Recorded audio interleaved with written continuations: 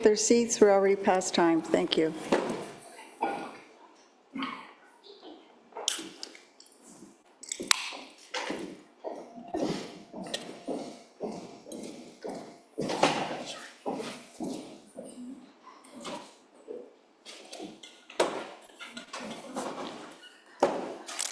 Good evening, everyone. My name is Jan Liggett, Mayor and Chair of this council meeting. Before continuing, we will rise from closed session. May I have the mover read the motion in its entirety, Councillor Kimson?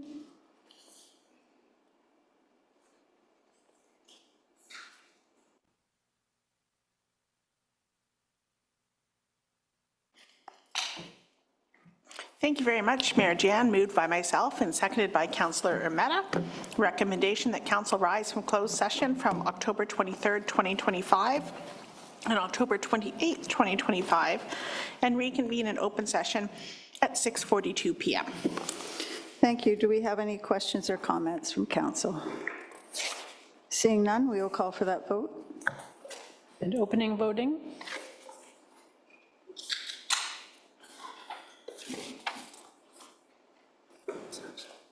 Oh, and closing voting. And that carries. So during closed sessions, discussions occurred with council and staff related to confidential negotiations, a confidential litigation update, and confidential legal advice and update. Please note that City of Cambridge Council meetings are broadcast on the city's YouTube page and archived on the city's website.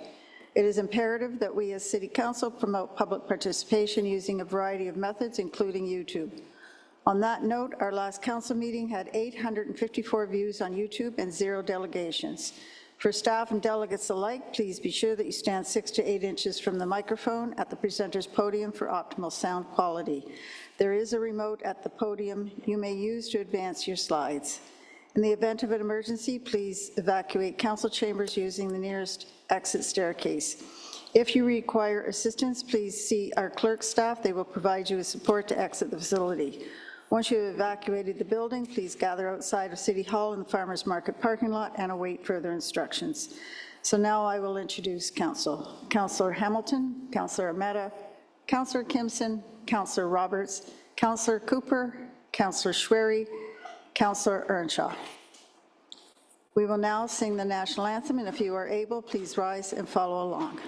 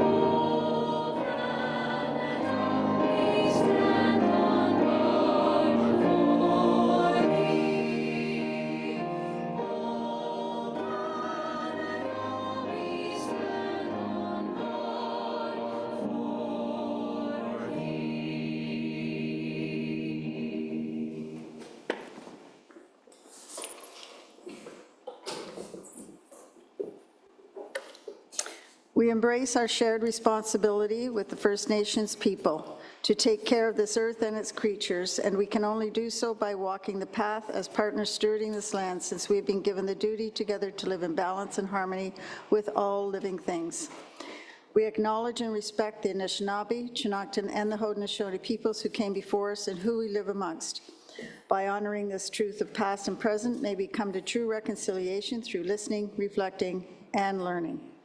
Before we begin, I would like to take a moment to acknowledge and thank everyone for joining us for this meeting. We appreciate your participation. As we come together to serve the community, I ask that we create a welcoming and positive environment for everyone that includes respect, that we listen to each other with care, speak thoughtfully, and engage kindly with one another.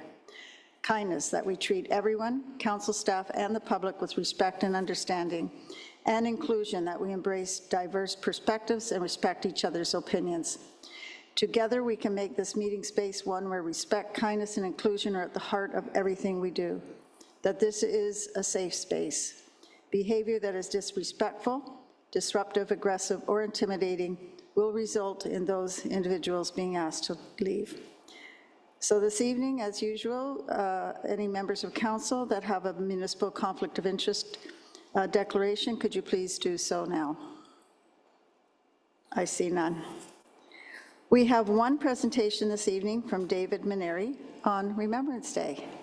Welcome, David. I'm so glad you absolutely come up to the podium. David has written a poem, and it's a beautiful, we have the presentation. Well, thank you very much. David is a Cambridge author and has just published the Galt Arena 100 Years, which is an amazing book. Well, thank you very much. It's only 650 pages, so it makes for a good doorstop as well, or traction in the trunk in the winter. No, it was a labor of love, and thank you very much. My name is David Maneri, and at my book launch a few weeks ago, we unveiled this poem, which became lyrics for a music video, and it's all about the cenotaph at Queen Square. And the reason I wrote it was because I was up late one November evening and thinking about my great uncle who died at the Battle of the Somme in 1916, and his name is on there, as well as more than 200 other local men and women, and so I was thinking about the sacrifice they made, and also about the act of remembrance that we all take part in on November 11th and have for more than a century now. And so this poem is not only about him, it was inspired by him. He left a wife and two young children, as so many others did at the time. But it really is about all of those names that are up there, and the people who have served and given that ultimate sacrifice, and the act of remembrance that we all engage in every year. And so that's what this is about. Thank you very much for having me here and to present it here tonight. I greatly appreciate it. And Rachel, I think you can play it. Thank you.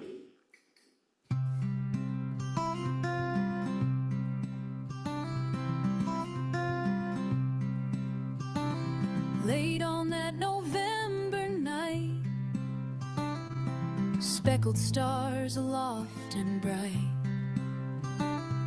the lone candle flame, it fluttered, and the sleeping dog, she muttered. The pines and maples were deeply dark, their silhouettes so muted yet stark. And the age-old river they called the Grand, washing the bedrock of time, it ran. A poppy alone down in the river, loosed from a collar that night in a shiver, off to the lake and then to the sea, tracing the path of all that be. Quietly on that late autumn night came soft, faint inklings of first light, rising over sleeping town and land. Night now gone, the bugle call at hand. In the valley and down the hill was the cenotaph weeping still. Fading memories of youth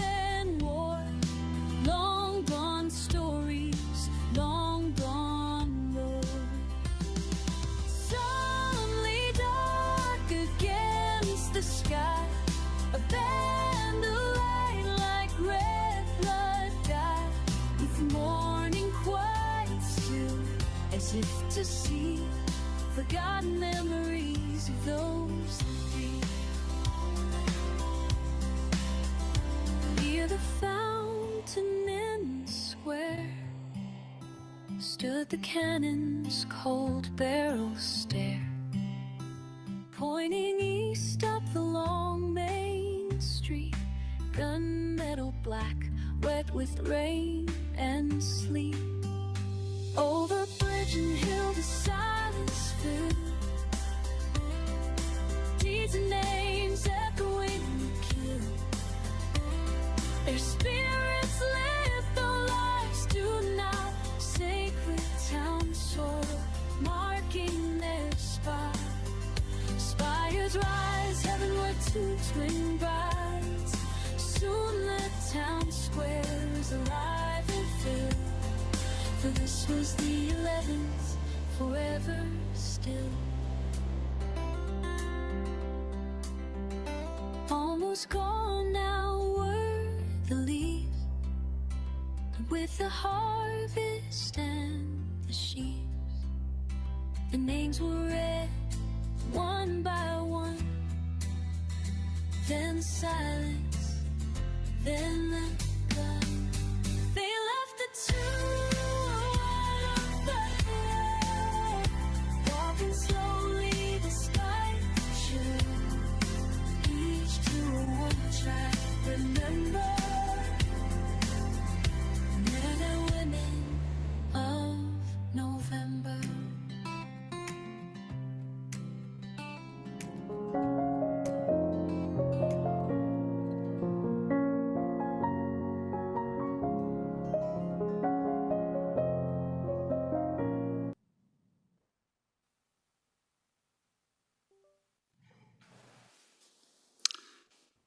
Thank you very much. And that video is available online, and it's meant to be shared and used in any way that anybody wants to. So I've already talked to some schools and things like that. It's certainly free to use as anybody wants to. And I could leave you with a little link. It's on YouTube, so I could leave you with the YouTube link. Got a little card if that would be of interest. Shall I do that?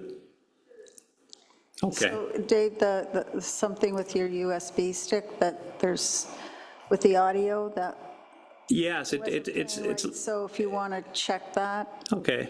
It's certainly louder than that. So I'm not sure what happened there, but it comes across. If you look at the YouTube video, the sound is quite good. Yeah, I've seen it. It's amazing. I've heard the whole thing out loud. So yes, I'm so happy you came. I've got people waiting to speak to you here. Councillor Devine. Dave, thank you very much for doing that. Oh, Okay, that's absolutely wonderful, and thank you for taking your time and doing it.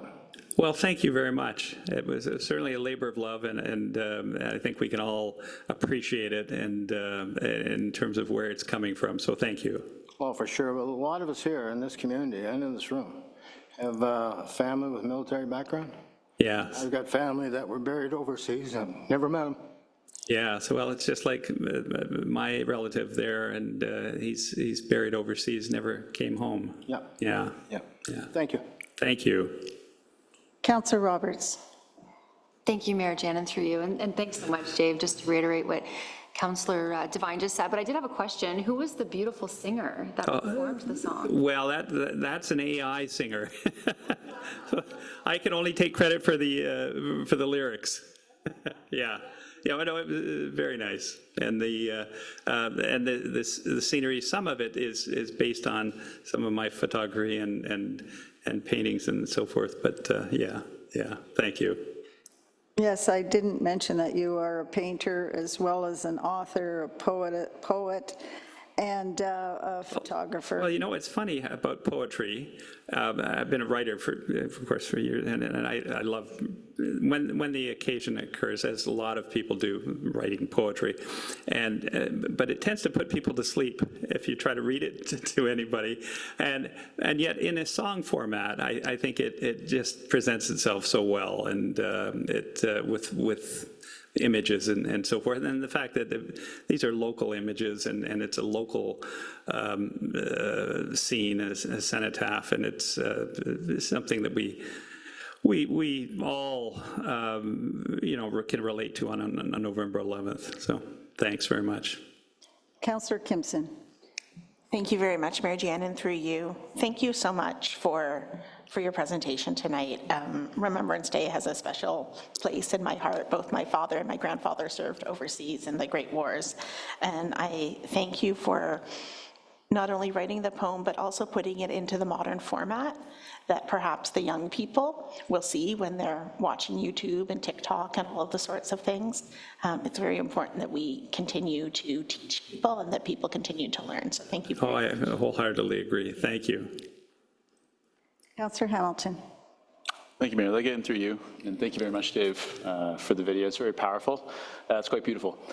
My question would have to do with, I know you mentioned the use of AI for the singing. Are there any originals of the paintings, the drawings, the newspapers featured in the video? Do they exist display physically as well? And would that be possible in the future? Yes, well, there are,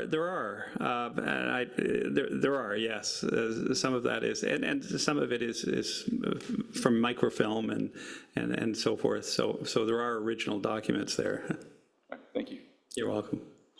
And we had a book in archives, but I gave it away to the German ambassador when he was here, so we have to buy another one to go into the archives. So. The Galt Arena book. Yes, the Galt Arena book. It really is a doorstop, but it's full of photographs going back to beginning of time, and some of the interviews that you've done are really amazing. And the video that you did to do with your book is also pretty incredible. So thank you for everything you do and the work that you did when you were a reporter with the Galt Reporter. People don't realize that you were a long-time purveyor of the real news in this community, so thank you for all of that as well. Oh, thanks so much. Yeah, somebody asked me how long it took, and I said 5 years, and that was kind of intense 5-year period where I was working on it. There were more than 700 endnotes in it, and so somebody said, just forget about all the stories, just put a picture book out. And of course I couldn't do that, but there are more than 1,000 photos in that book. And so there's a little bit for everybody, I think. And it goes back to when I started with Carl Fletcher, who was the sports editor, a longtime sports editor at the Galt Reporter and then the Cambridge Reporter. And I think I was the last person he hired as a sports writer before he retired. And then he passed away, sadly, just a few months after that. And so some of these interviews that I have in that book go back to that period back in the 1980s. So it's I guess one way or the other, I was working on that book without ever knowing it for decades. So, Okay, thank you, Dave. thanks again. I'll leave cards. Rachel, can I leave those with you? And yeah, okay. She'll meet you out. Excellent. Yes. Thanks again. All the best. Thank you very much, Dave. Okay, so to be respectful and mindful of everyone's time, we have started to hear from all pre-registered delegates first, and then we will continue to discuss and vote on each item in order of the published agenda. So we have 7 pre-registered delegation requests this evening, and I'll call each delegate in the order we received their delegation requests. So first up is Devin Sisak from Barrier-Free Cambridge on the multi-year accessibility plan. Welcome, Devin. You have 5 minutes.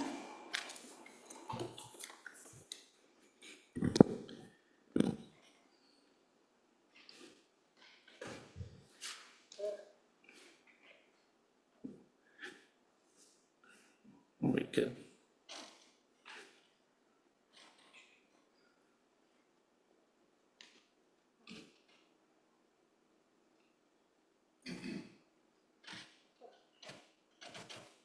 All right, we're good? I guess so. Good evening, Mayor and members of council. My name is Devin Sisak, and I'm here representing Barrier-Free Cambridge. This isn't working.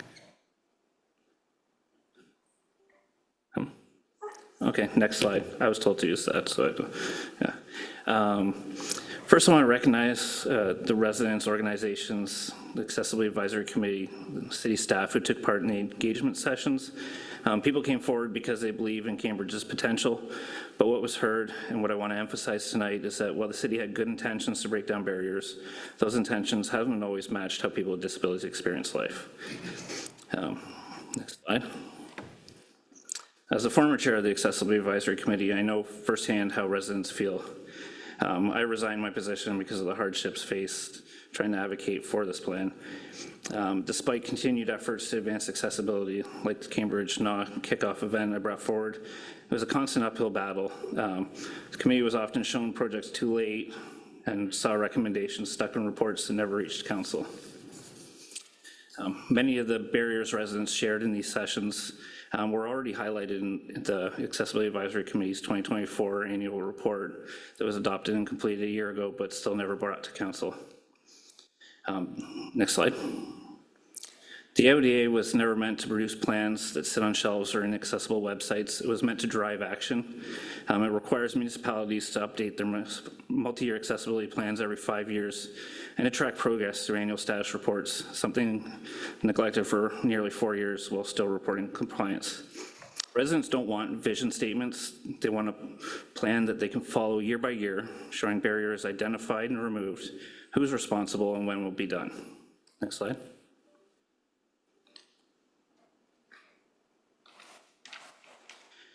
Without firm timelines, accessibility improvements become someday goals, always discussed, but under-delivered. Timelines build trust, they let residents see the progress, and they give staff a chance to celebrate success. Next slide. Another clear message from the engagement surveys was that barrier identification is too reactive. Residents are often the ones discovering barriers through struggling to overcome them. Cambridge could change that by publishing an accessibility dashboard on the city website, hosting barrier mapping sessions with the Accessibility Advisory Committee and community groups, and ensuring that when a barrier is reported, the city provides a clear response on how they plan to remove it. Next slide. The city report points to staff turnover and the pandemic as reasons for non-compliance. While both were challenging, they're not valid explanations for years of legislative lapse. During the same time, Cambridge delivered major plans. The park's 30-year master plan, which had a lot of accessibility built into it, came forward. Hespeler Road secondary draft plan was presented to council, and the city's strategic plan. If those could move forward, so could accessibility. The issue wasn't capacity, it was priority. Next slide. To move from compliance to collaboration, accessibility must be built into every departmental decision. That's exactly what you're going to see in the FADS implementation plan. Next slide. The previous plan ended with 67% of actions completed, showing that there's still work left to do. This new plan is a chance to show Cambridge has learned from the gap in action, but now it lacks tangible items and timelines. That's what's presented is vague wording about meeting minimal legal requirements that should have met long ago. The 2025 AODA deadline has come and gone. Now, people with disabilities, they're not asking for sympathy, they're offering their expertise.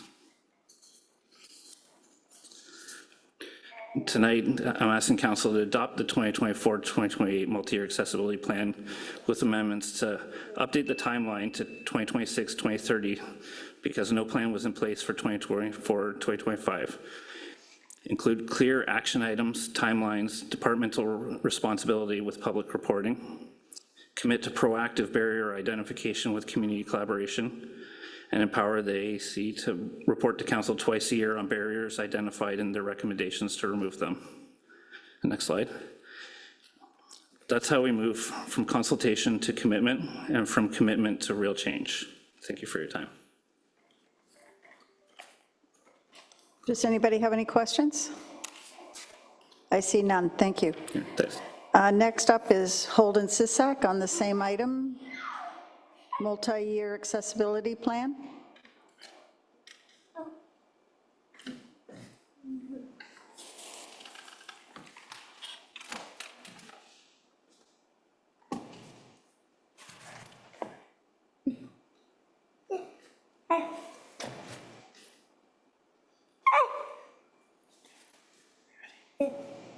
each other. My name is Holden. October is Augmentative and Alternative Communication Awareness Month. That is the fancy term for how I use a computer to talk. I was really hurt when you wouldn't accommodate the way I speak at the last meeting and decided I could speak at another time. That isn't how we help each other. I want to tell you what it's like growing up here as a kid with a disability. Every day, I have to be bold and strong just to do the same things as my friends.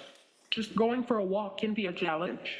Some sidewalks have big cracks or are full of holes that can catch my wheels and make me tip over. When I cross the street, the bumps and broken pavement hurt my back because it tosses me around.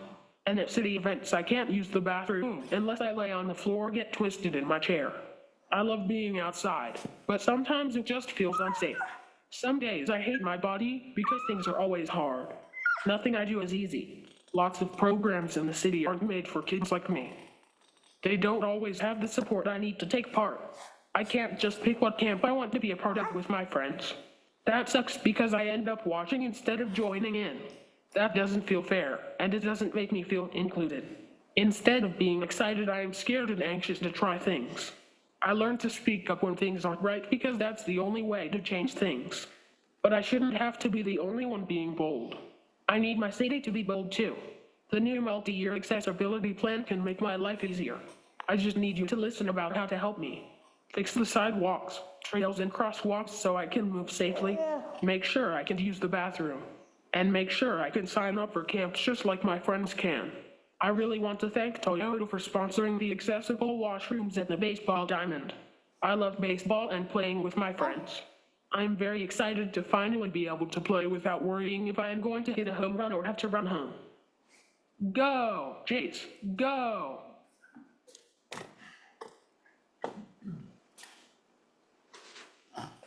Does anybody have any questions for Holden?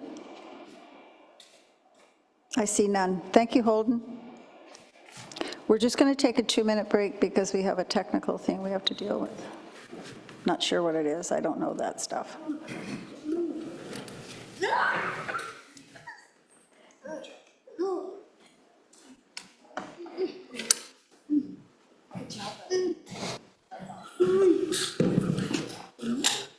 Need to get the host, this is on host PC right now. Okay, We just need a presentation up and then. oh, this is what she's gonna do right now? Oh, there we go. Now it's coming in. Didn't turn the mic on. Oh, whoops.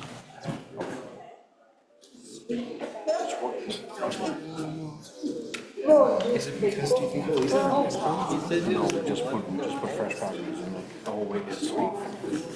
Oh, sorry, I thought the switch was there. A different thing.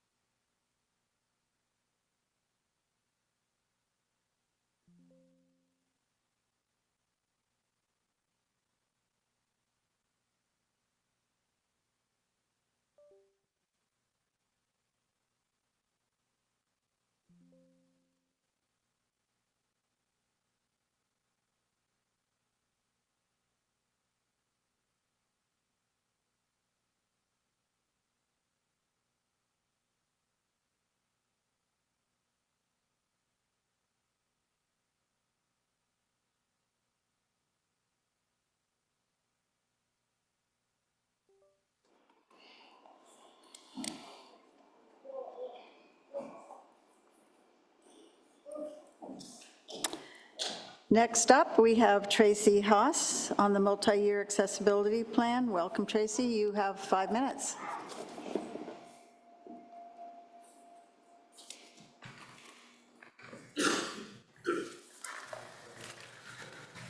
I'm old school with my paper. This is the first time for me, so I'm a little bit nervous, but excited That's to be okay. able to Take your speak. time. Thank This you. is first time for, we all had a first time up there, so. Thank you.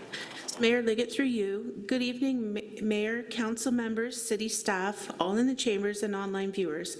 I greatly appreciate this time to speak on a subject very dear to my heart.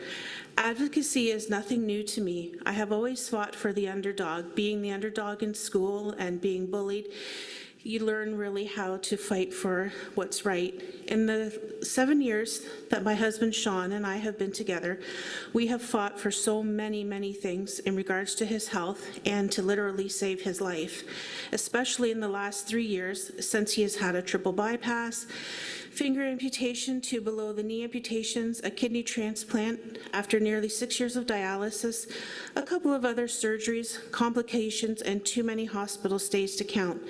We are truly grateful for the care he received for the most part, but that's a story for another time. As Sean healed and continues to heal, and with gratitude to all who contributed to a GoFundMe to help pay for our portion of his power wheelchair, I have seen my husband get back a bit of his independence. There still is a long way to go for him and many other valuable citizens of our amazing city to be able to access businesses, offices, etc. There is no shame in asking for help. We all do need it to a certain degree. But if we can remove barriers, i.e. install ramps, even ones that can be removed from doors, at all doors, push button or wave sensors to open doors, accessible bathrooms that are more than a grab bar here and there, it is a start to give people some dignity that often is lost as independence is lost. We understand change can't happen overnight. I still see it over 2 decades later when I used to volunteer with a now defunct Cambridge Capables, which Councillor Ermetta is familiar with because I've seen many news articles where he would come to some of their meetings and celebrations for their milestones of being, I think it was over 40 years as an organization in the city, and celebrating that great organization. So thank you for bringing that awareness to Councillor Ermetta.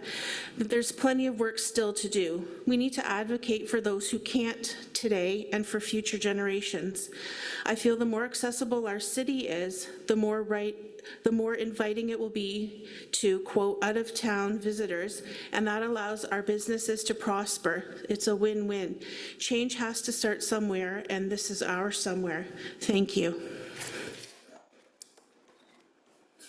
Thank you, Tracy. I watched through your family's journey, all of the medical issues and the near losses and the love that your family has for each other, the support, and of your friends in the community was just amazing. So, and thank you for coming here tonight and speaking on this as well. Thank you. Welcome. Any questions? I see none. Thanks. Okay, thank you.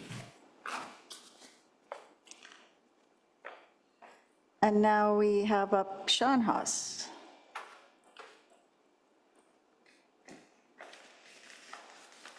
It's good to see you.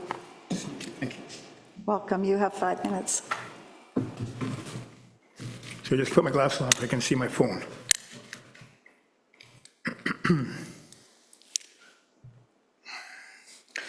Through you, Mayor Leggett and councillors, my name is Sean Haas, and I'm here regarding the multi-year accessibility plan.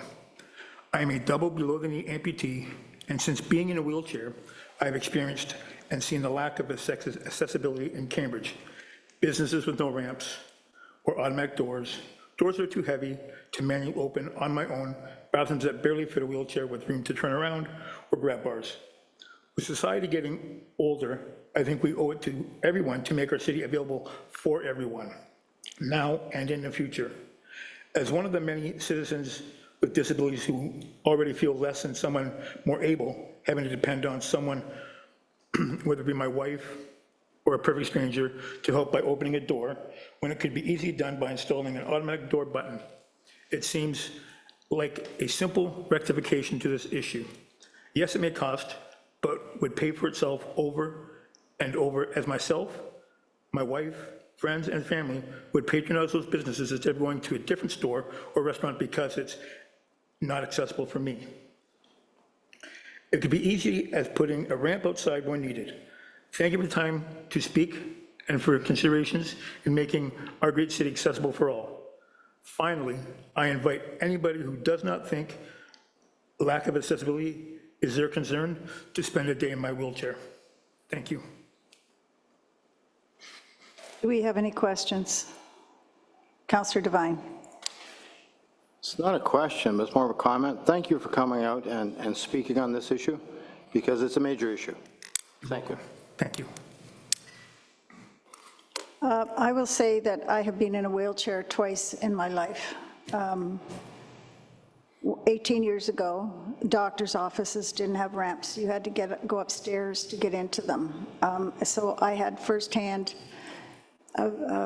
sight lines on what was in the community, and there was nothing. And so then it happened in 2023 again. I was in a wheelchair for quite a while. The advancements in this community were amazing, but that was over 16 years. That's a great length of time to have to wait for that. So I hope that I never have to be in a wheelchair again, but I also hope that we don't have to wait that long before we are in a better place as a city, including private properties. So thank you so much for coming here tonight and speaking on this. It's very important that you do that. Thank you. Thank you.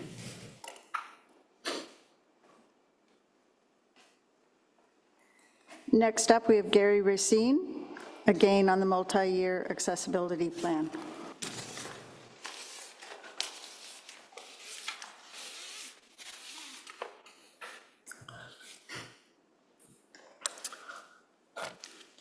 Good evening, Mayor Leggett and members of council. Thank you very much this evening for letting me appear before the council to speak about and endorse the multi-year accessibility plan 2024-2028. As mentioned, my name is Gary Racine, and for the purpose of this delegation, I get to wear two hats. The first part of my presentation would deal with me wearing my Cambridge citizen hat. In 2004, I suffered a spinal cord injury that left me paraplegic from the waist down. Suffice it to say, I was not expecting that, nor was I prepared for such an event. In brief, the upheaval this causes a person's life makes you appreciate the city's services, programs, individual staff, and agencies that are out in the community to provide you support. Given the many obstacles, I started researching the help available and who could provide it, and observed that there were still some opportunities for enhancement as I became familiar with the offerings. A large majority of these opportunities were identified as shortfalls in education, awareness regarding matters, information, and activities pertaining to disability. As such, given my experience and my educational background, I wanted to get involved to help facilitate and provide suggestions on how to improve the services and offerings for the disabled community.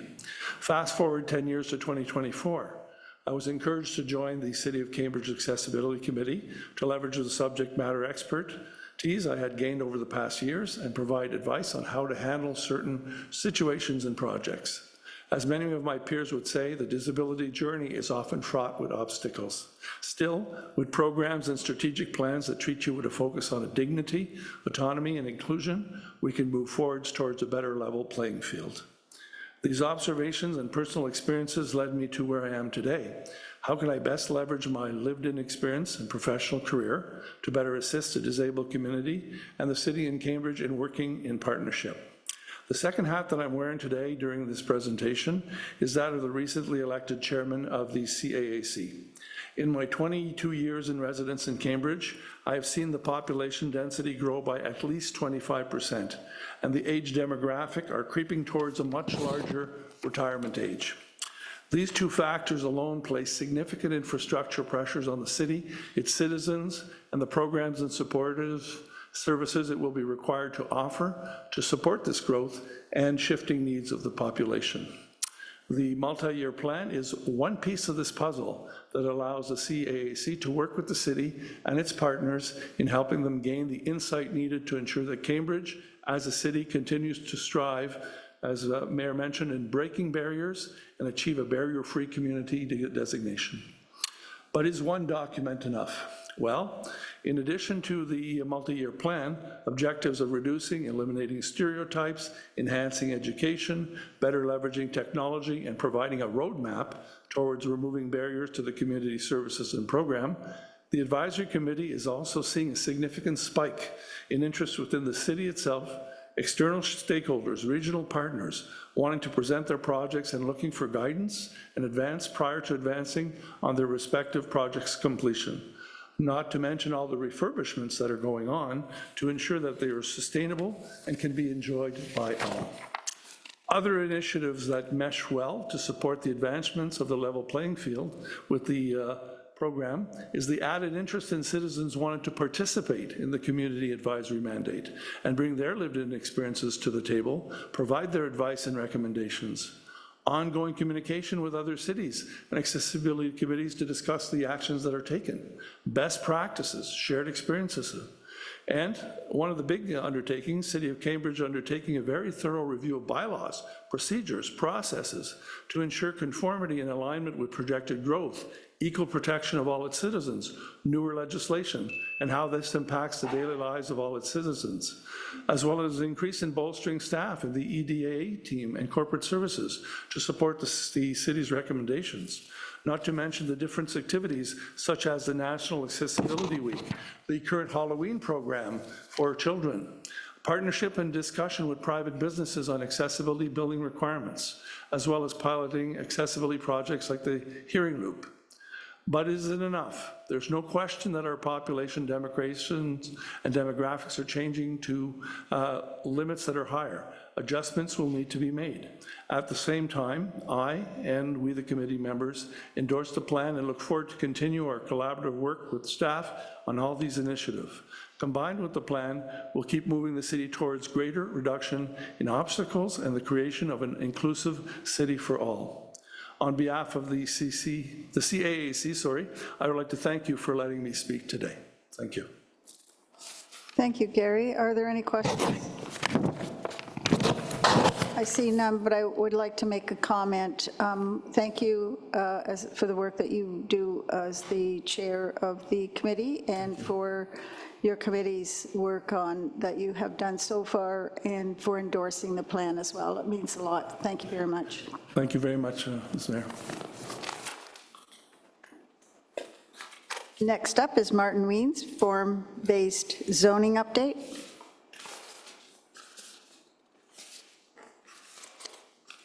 Martin Wiens is not here. Oh. Welcome, Martin. You have 5 minutes. Thank you. My name is Martin Wiens, and I've been following planning issues here in Cambridge for about 3 years now. Most of you councillors probably know a bit about that, what got me into it, that is. So I'm here to speak about the comprehensive zoning bylaw update. Basically, I'm not in favor of it at this point. My first concern with this proposal relates to informed consent. Most property owners in Cambridge are still unaware of this process, let alone how it will affect them. The proposed changes are massive. Despite all the outreach and engagement, I don't believe you've met the bar on properly informing them what this could mean for their enjoyment of their properties. That leads to another problem, speculation. If this goes ahead, speculators will drive up prices, but they won't build. You'll make it more difficult for small builders or private owners to develop more housing. So what I'm saying is that's counterintuitive to the plan. So, informed consent, point number one. Number two, the loss of the statutory public meeting process. That process gave neighbors a small opportunity to be considered before major changes occurred beside them. This opportunity to have a say should somehow be maintained and, I think, strengthened. Third concern, errors or unintended zone changes. These would be reduced if there was more input from direct neighbors. I myself am aware of an error in the draft materials. I did bring it to the attention of Mr. Cooper, but I think there may be many more such errors. These errors underscore my belief that this proposal is trying to accomplish too much too quickly. And that leads to a fourth concern, loss of control by council. We all know that one template never covers every situation. So we have our current system and we say it's not adequate. That's true. But neither will the new system cover every situation. Every lot, every site is different. That's one reason we like elected leadership. we count on normal people to see logic and reason when rules don't adequately express what makes sense in a particular case. The proposed new rules won't fix all the problems. They'll just change them. But they do result in a less transparent, less democratic approach to planning decisions, which I think will hurt everybody. So I have a couple of suggestions. Number one, if you're going to proceed with this, come up with a plan to maintain public input. Number two, maintain the opportunity for recourse to council in contentious cases, and I think there will be those. Third, break the residential zoning problem down into smaller packets. Right now, you're being asked to vote on something that addresses all residential zoning. And I say, break it down. Pick zone R6 and focus on it. Make some changes to that. Within each group, send each property owner a detailed breakdown of how the changes could affect them both positively and negatively. That's something I think is gravely lacking in this case. People don't even know that this is an issue, and they certainly don't know, they just don't know that if this is passed, their neighbor could go and build something very large, very unexpected, and they wouldn't know until after the building permit was issued. Maybe not until the builders showed up. That's not right. So do all that, then hold a referendum of the property owners in that class before proceeding. And as part of the referendum, ask each property owner to report on any errors in the proposed new zoning maps. I think that's very important too. In the meantime, tell the planners just to say no to zone change applications that simultaneously require variances, particularly if the variances are opposed by neighbors. This last point, if applied properly, might reduce the planning workload while leading to more homes built, because developers would stop reaching for the sky and instead build what is allowed and appropriate. Thank you. Thank you. Does anybody have any questions? I see none, but I will ask staff to address your concerns when they do their presentation. Thank you. Okay, thank you. Next up is Valerie Cameron on form-based zoning update.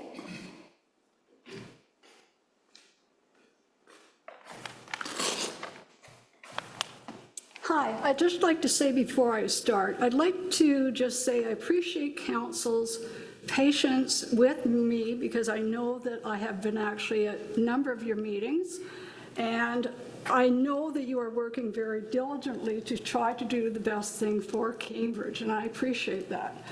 And I also want to acknowledge the fact that Mr. Brian Cooper has been a wonderful resource for me and also been very patient and helping me through this process of speaking in front of you for the best interest of the community for the future. So with that said, I can start what I wanted to say. Should I start? Yes? Okay. Good evening. I believe everyone here this evening as residents have similar objectives to continue to create a vibrant, sustainable, self-sufficient, inclusive place to live, work, and play with the same passion and vision that ancestors envisioned for this city before us. Housing is a human right. We all know the challenges before us. This is our dilemma. Is it just more doors we need, or do we need livable homes? Livability, by definition, is the quality of a place suitable for human living, encompassing factors that contribute to the overall quality of life for residents. We need livable homes. Mike Mills from Habitat for Humanity conveyed in an editorial in the Cambridge Today, defining livability eloquently and concisely. I am including the link below. Quote, people deserve more than just subsistence housing. They need housing that works for them, housing designed for their lives, housing that supports them to live their best life. not just housing that keeps them alive. Quote, you get more funding by creating more doors. With the intensification that's being proposed in the form-based bylaw rezoning, how does this relate to livability in our established neighborhoods? We're not proposing granny flats or tiny homes and backyards, but full-size houses that present privacy, environmental, health, space, infrastructure concerns. Communities who jumped on the bandwagon with this intensification in established neighborhoods have discovered the end result is not what they had envisioned. I provided 2 links showcasing the unexpected outcome of their participation in the legislation program. Kitchener-built backyard ARU size and scale, unexpected. Brampton ARUs, unsustainable, states Regional Councillor Santos. Quote, this over-reliance on ARUs is not sustainable. Unlike purpose-built rentals, ARUs do not pay development charges or additional property taxes to support critical. Could I ask you to speak into the mic, please? Move it. Sorry? You moved your head over to the paper and not speaking into the mic. Over here? Pull the mic down to wherever you need it to be. Yes. Here? Thank you. Yes. Can you hear me here? Yep. Okay. Where was I? Okay. This is the quote. Their rapid proliferation has placed significant strain on city services, including bylaw enforcement, 311, fire, police, recreation centers, and transit, while also raising property standards concerns and undermining neighborhood character. Another thing Brampton is doing is Brampton has passed motions urging the province to allow Brampton to pause new ARUs. I know you're wondering why I'm including this information today. The answer is we can learn from these unforeseen challenges as we create infill for our established neighborhoods. We have an opportunity to develop a long-term plan to circumvent these issues, providing a balanced and measured approach for the growth within our established neighborhoods and the community as a whole. The report presented tonight focuses mainly on parking, scale, and boundaries within a site. Form-based bylaw rezoning as proposed will be detrimental to existing property owners with, quote, as a right, unquote, part of this proposal. We can do better. Our community has very unique characteristics in our established neighborhoods that has not been addressed fully in this report. I do know this matters. Conformity is a key aspect that I have found in speaking to others in established neighborhoods. The various pictures and examples of what potentially new infill housing shows a lack of any complementary design. They are essentially boxes with little to no distinguishing features or conformity or architecture or materials utilized. I asked staff and council as they review this additional information that I have provided tonight to consider livability over profit, architecture over status quo, where we and future generations can live and prosper. I ask that provisions be included in regard to the issues experienced by other communities who have taken this path utilizing form-based bylaw zoning in the final report. Our city's future is in each and everyone's hands, like an artist who puts a brush to canvas, bringing their vision to life. Great. That's it. Thanks, Valerie. Are there any questions from anybody? No. By the way, life would be boring around the horseshoe if you didn't come and present to us on important issues, so thank you for that.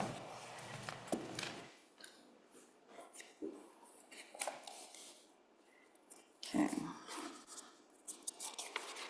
That's the end of our delegations for this evening. So our first item for consideration is the consent agenda. Councillor Kimpson, I understand you have pulled item 8.4, Report 25-002, CFS Arts and Culture Hub 19, Cambridge, from the consent agenda. This will be discussed in consideration of reports. May I have the mover please read the consent agenda motion? Councillor Hamilton. Thank you, Mayor Liggett, and through you, it's moved by myself and seconded by Councillor Schwery. The recommendation that all items listed under the heading of consent agenda for October 28th, 2025 be adopted as recommended. 8.1, council meeting minutes, October 14th, 2025. 8.2, statutory public meeting minutes, October 7th, 2025. 8.3, council information package, October 17th, 2025. 8.5, 25-005-CRS, Delegation of Authority, Archives of Ontario Long-Term Loan Agreement. Item 8.6, 25-010-PG41, Bastion Street, Heritage Bylaw Revision. Item 8.7, 25-016-PG, Recommendation Report for Official Plan Amendment number 96 for Parkland Dedication Policies. And item 8.8, 25-022-PG, 1635 Blair Road, Heritage Permit. Thank you. Are there any comments on any item on the consent agenda? Seeing none, we will now call for that vote. And opening voting. Closing voting. That carries unanimously. So we will now move into consideration of reports. The first report is item number 9.1.1, report 25-008 CS Kinsman Stadium Accessible Amenity Building Sponsorship Agreement. Earlier today, myself and members of council met with representatives from Toyota Motor Manufacturing Corporation at Kinsman Stadium to take a commemorative photo. So we have the wonderful donation from Toyota Motor Manufacturing for this sponsorship. Councillor Schwery, you have that motion. Could you please read it?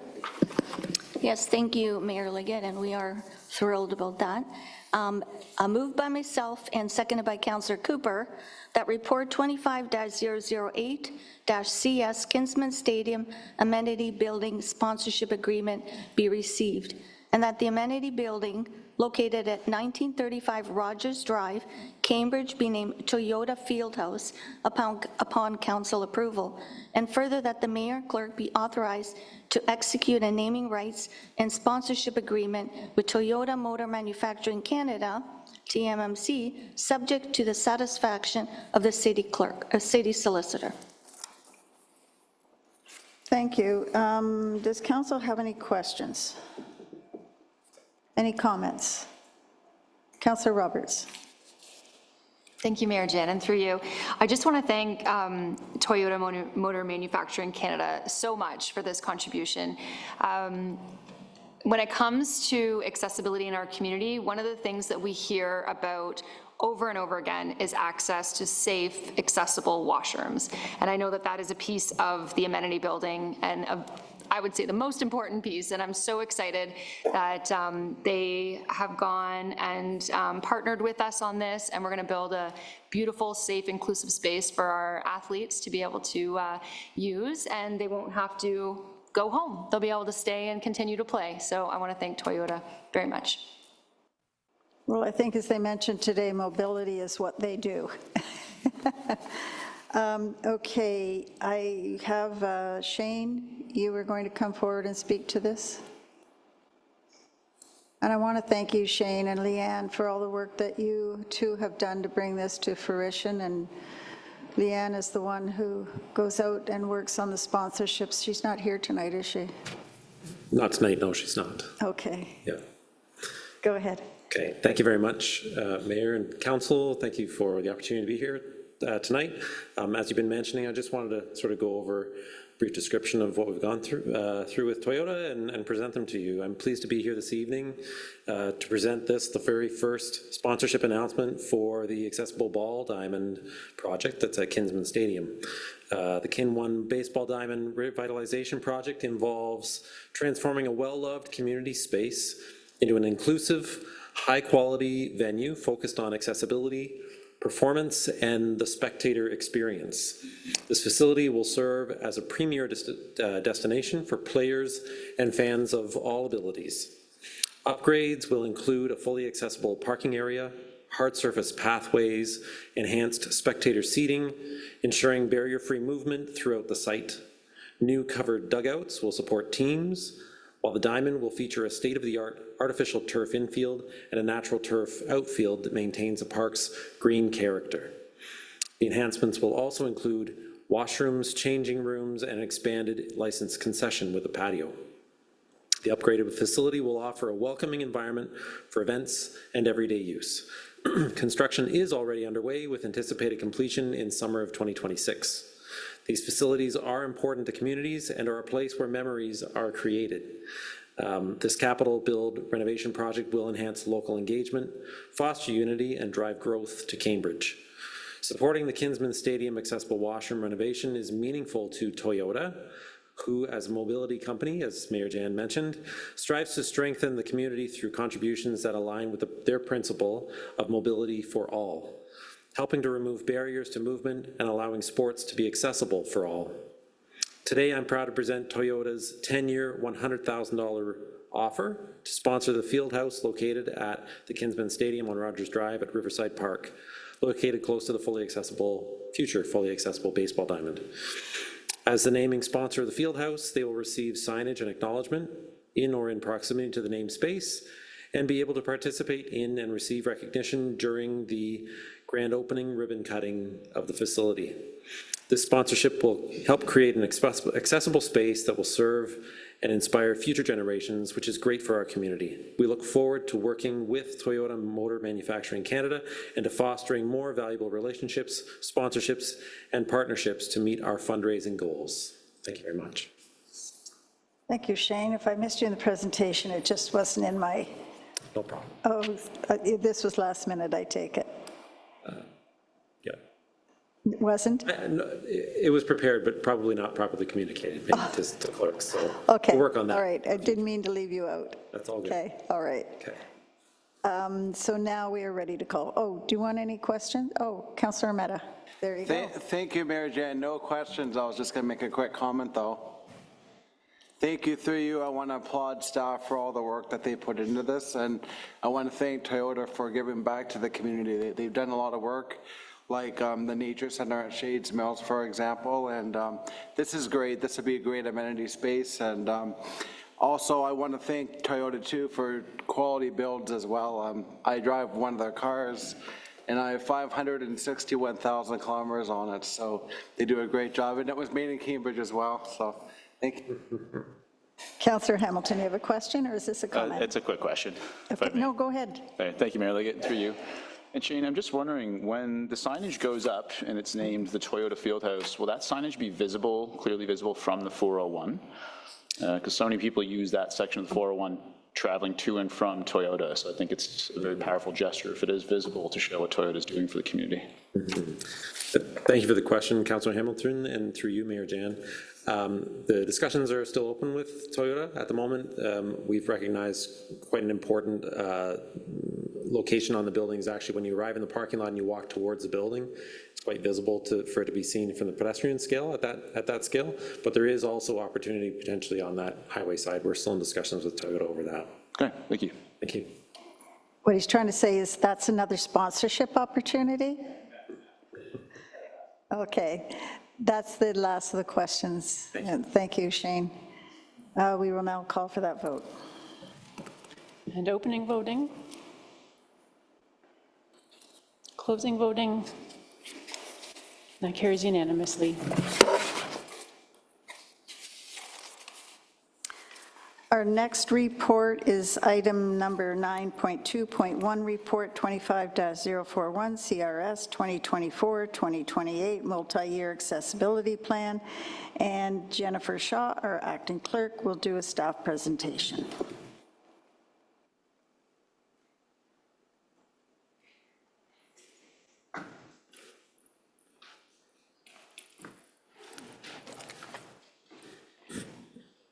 Good evening, Mayor Liggett, members of council, and those joining us for this evening's meeting. Before I jump into some comments on the plan itself, I would like to provide some clarification on why the accessibility reports before you this evening were pulled from the October 14th agenda. As has been reported in the media, the city was addressing some ongoing security issues leading up to and during the October 14th meeting. For health and safety reasons, the decision was made for the October 14th meeting to be in person for council and essential staff only. We acknowledge that this prevented in-person public participation at the meeting. Understanding that virtual participation for delegates and members of the public was not an accessible format for all, the decision was made to pull these reports so they could be brought forward at a future meeting date when all could gather in person again. In no way was there ever any intention to silence anyone who wanted to speak to them or to limit participation. We pivoted so that all could be included in the discussion and fully participate in the meeting tonight. With that said, it's a privilege to be here tonight as we share our community's new multi-year accessibility plan, a roadmap that reflects not only where we're going, but the collective effort, collaboration, and commitment that have brought us to this point. Accessibility is not a single project or checklist. It's an ongoing promise, one that requires persistence, reflection, and partnership. Over the past several years, our staff have worked diligently to remove barriers, improve access to municipal programs and services, and to ensure that inclusion is built into everything we do. Their hard work and dedication deserve to be recognized, from the teams designing public spaces and maintaining infrastructure to those ensuring our communications, events, and policies are accessible to all. We also know that progress does not come without challenge or without honest conversations. We've heard the feedback, and we acknowledge that while much has been accomplished, there is always more to be done. Accessibility isn't a destination, it's a continuous journey of improvement. To our community advocates, thank you. Your passion, persistence, and advocacy push us to see through a different lens and to do better.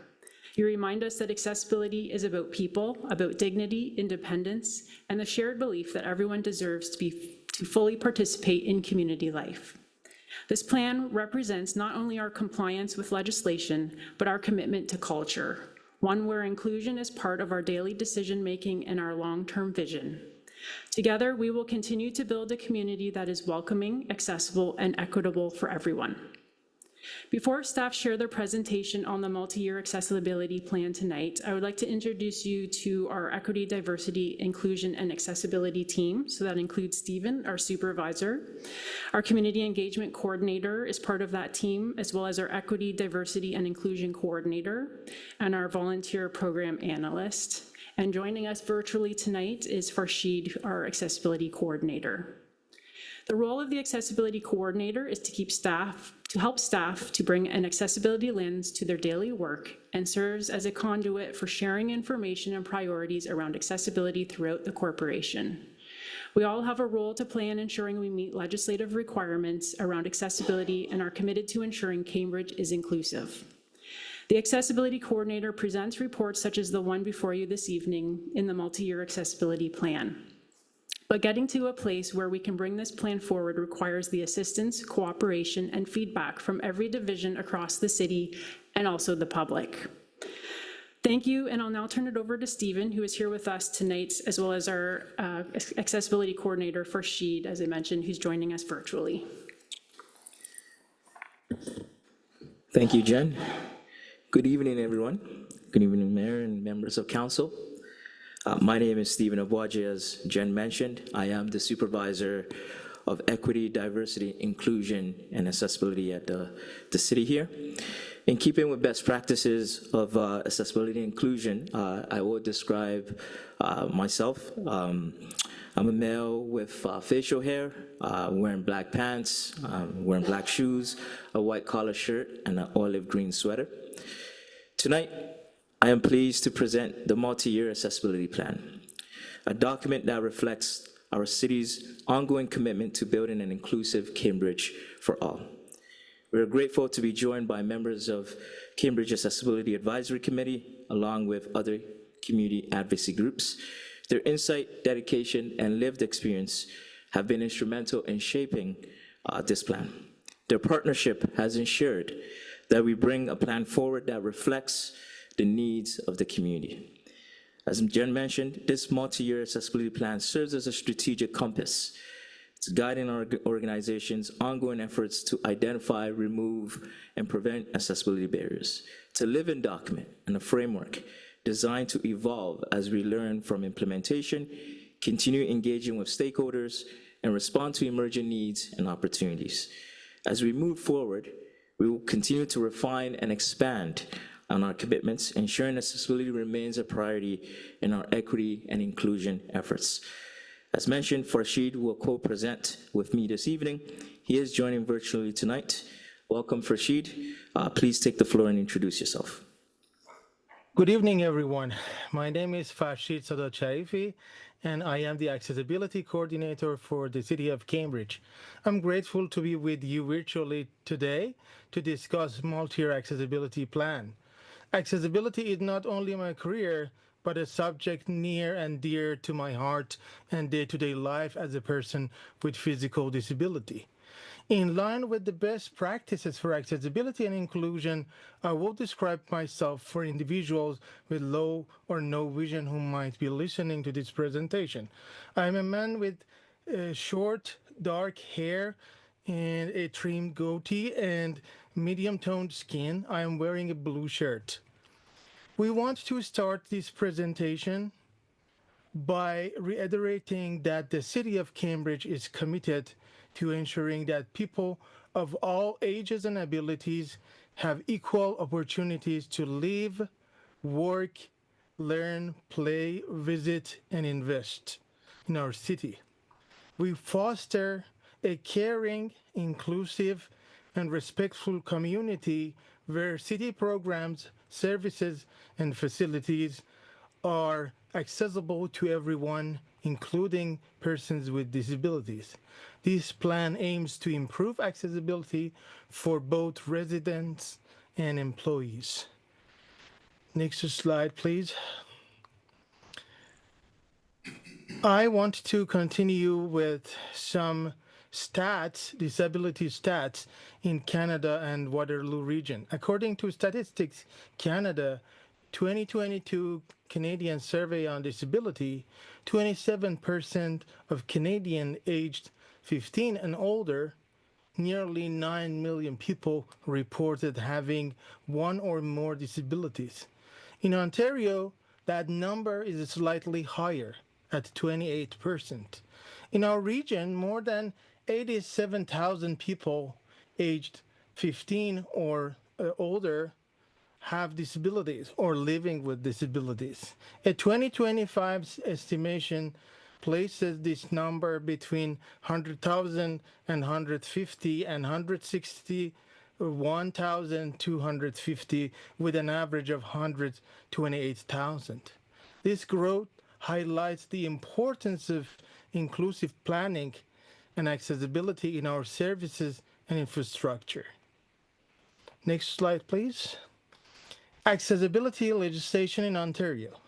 The Accessibility for Ontarians with Disability Act, or in short form AODA, introduced in 2005, set a goal for Ontario to become fully accessible by 2025, which the Ministry of Seniors and Accessibility has acknowledged that it did not meet this original timeline.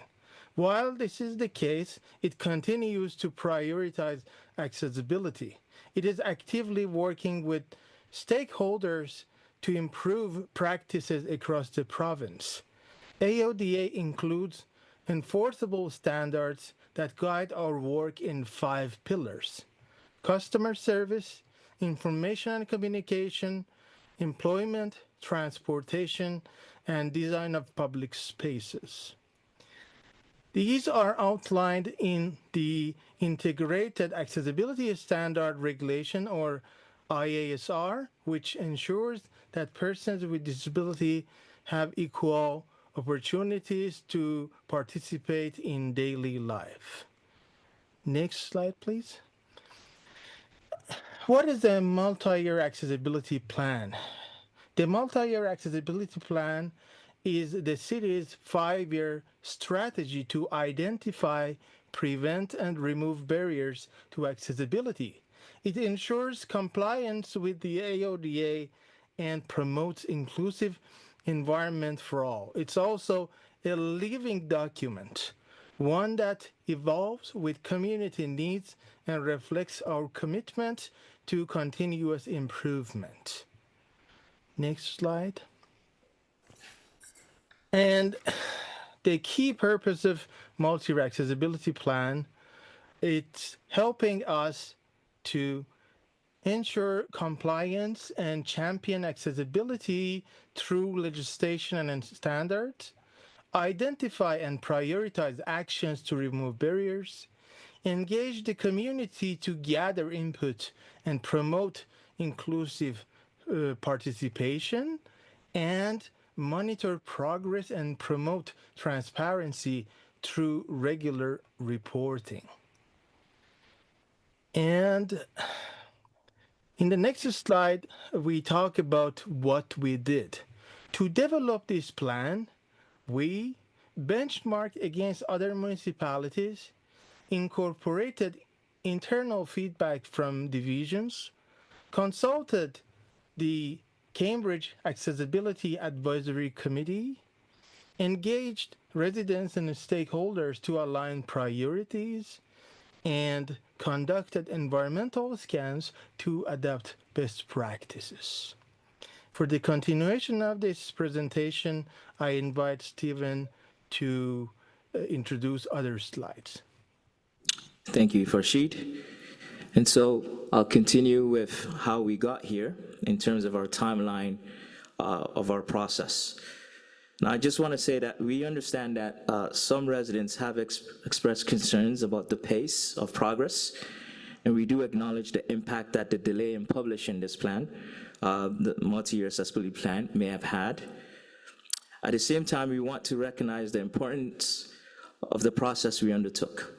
While the process has taken time, it was important for us to ensure that the plan was built on meaningful engagement and a strong understanding of the barriers faced by our community.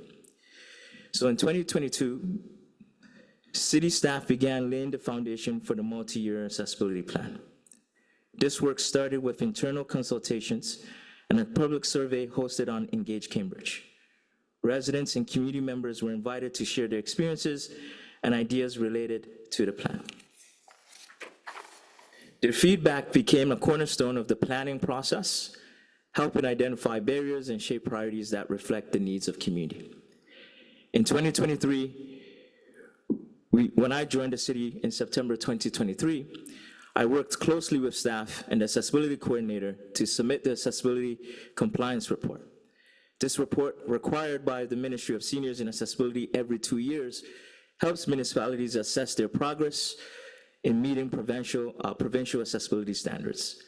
As part of this process, we identified areas of non-compliance and began implementing improvements to align with legislative requirements. This was foundational in strengthening our accessibility practices and ensuring that our work reflects both provincial expectations and the need of our community. Still in 2023, we began also updating the Facility Accessibility Design Standards, a document that was last approved by Council in 2014.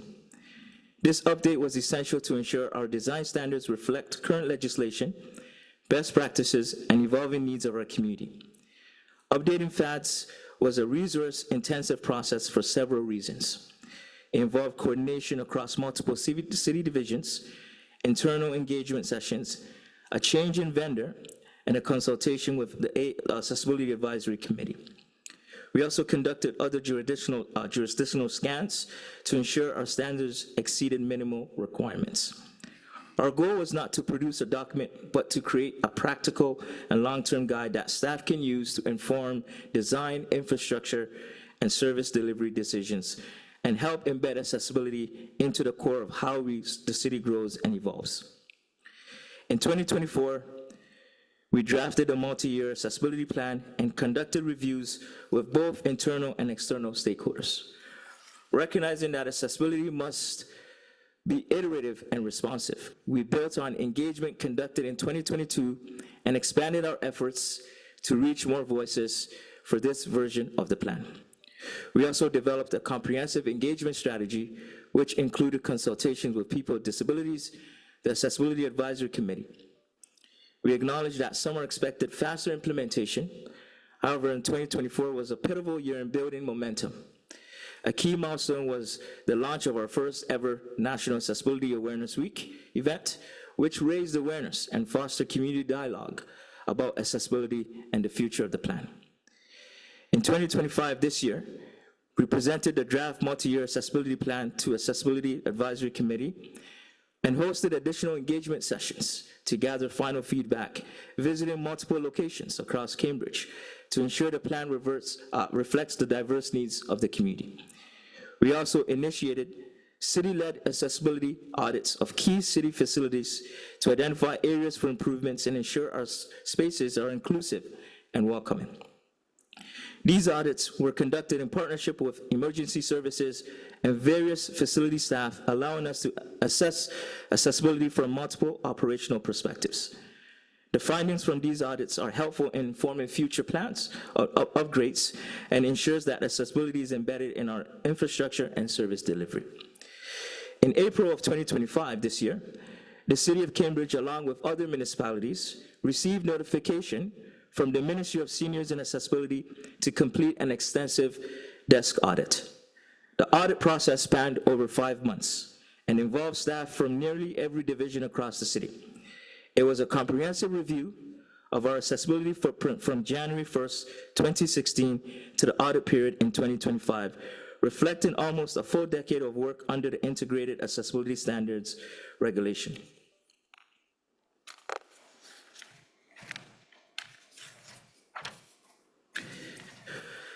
This introduced several new compliance requirements which came into effect for design public space sector organization, including municipalities in 2016.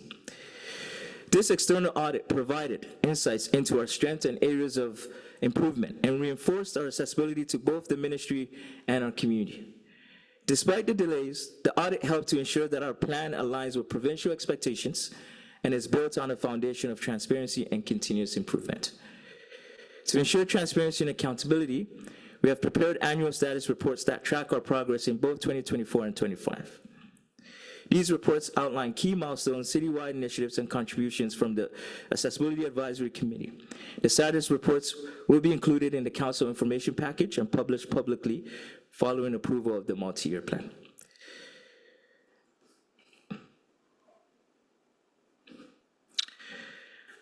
As we progress into the later years of the plan, our focus is, again, continuous improvement. This means working across all city divisions to embed accessibility into every aspect of our programs, services, and facilities, not just a requirement, but as a standard. Further, we are currently rolling out additional citywide accessibility training for all staff to build awareness, strengthen inclusive service delivery, and ensure that accessibility is understood and applied consistently across departments. This phase is about action, accountability, and adaptability, ensuring that accessibility remains a living priority in everything we do. So I do want to acknowledge the timing of the multi-year accessibility plan, as I noted.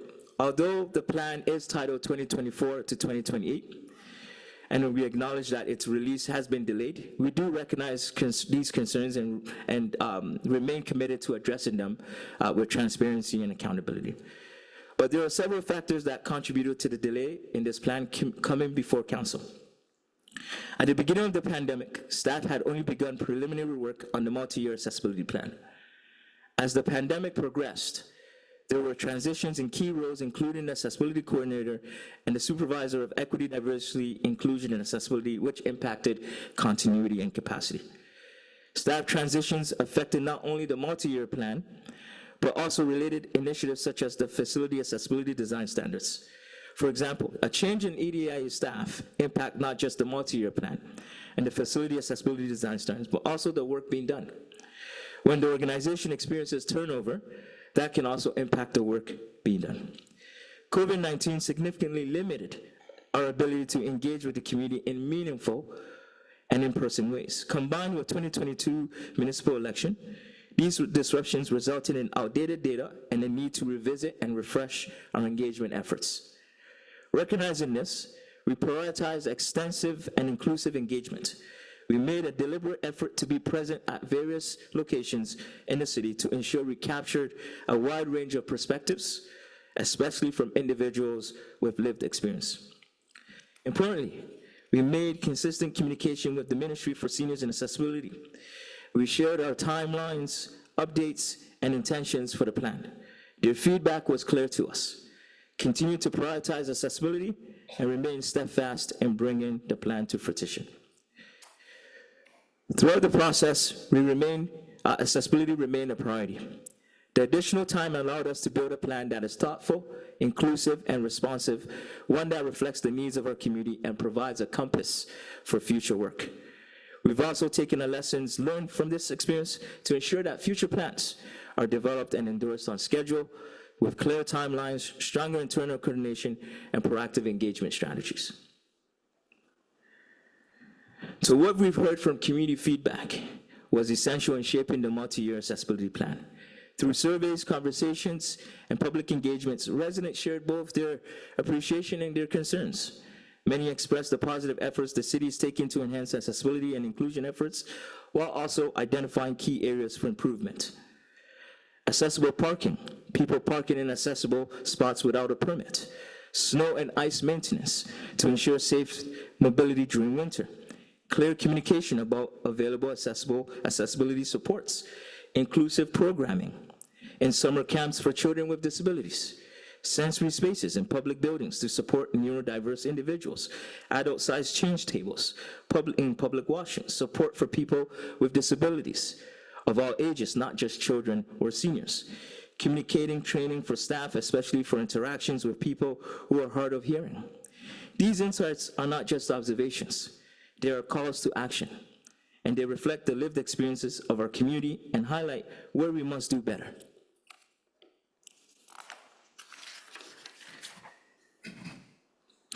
With this feedback, we're committed to actively collaborating with departments and staff to strengthen accessibility across services, programs, and facilities. What has been shared with us will continue to guide our work over the next several years, ensuring that our efforts are responsive, community-driven, and rooted in equity. In addition to the valuable feedback that we received from community staff and leaders across the organization and staff, we're committed to taking concrete and citywide actions that will strengthen accessibility. Integrating accessibility into all city projects, continuing to integrate accessibility into all city projects and procurement processes. This means accessibility is no longer an afterthought, but it will be embedded from the start. Engaging regularly with the community to test, evaluate, and refine accessibility initiatives. Recognizing that accessibility needs evolve and our approach must be responsive and informed by lived experience. Enhancing accessibility of city events by offering ASL interpretation, captioning, and accessible seating options. These measures ensure that everyone can participate fully. Increasing transparency and accountability through the development and maintenance of public accessibility dashboard. So under the Accessibility for Ontario's Disability Act, municipalities must prepare annual status reports to track progress on the multi-year plan. The 2024 report and 2025 report holds us accountable and ensures that we continuously improve.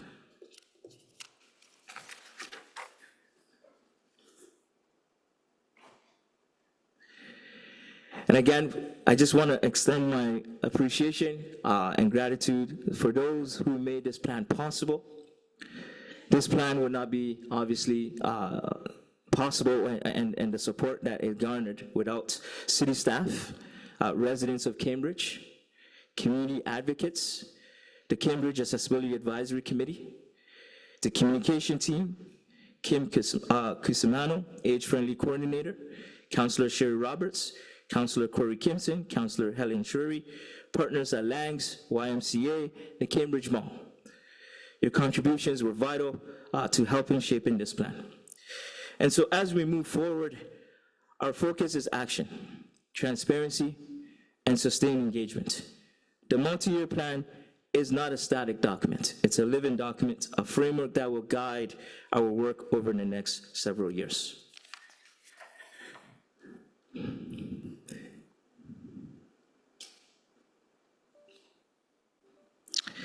And again, if you have any questions, I want to thank Mayor and Council, and if there's any questions, happy to answer them. Thank you so much.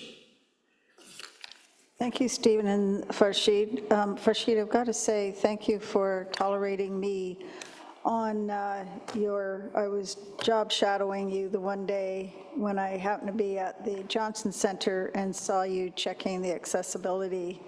So thank you for tolerating me that day. It was quite an eye-opener to see how you do your work and how efficient you are. Your presence was very heartwarming, Mayor. I was honored to be accompanied by you, and you walked with me along with the audit. Thank you so much. Oh, you're quite welcome. Councillor Roberts, you have a question? Yes, thank you, Mayor Jan, and through you. And thanks so much, Stephen and Farshid, for all your work on this.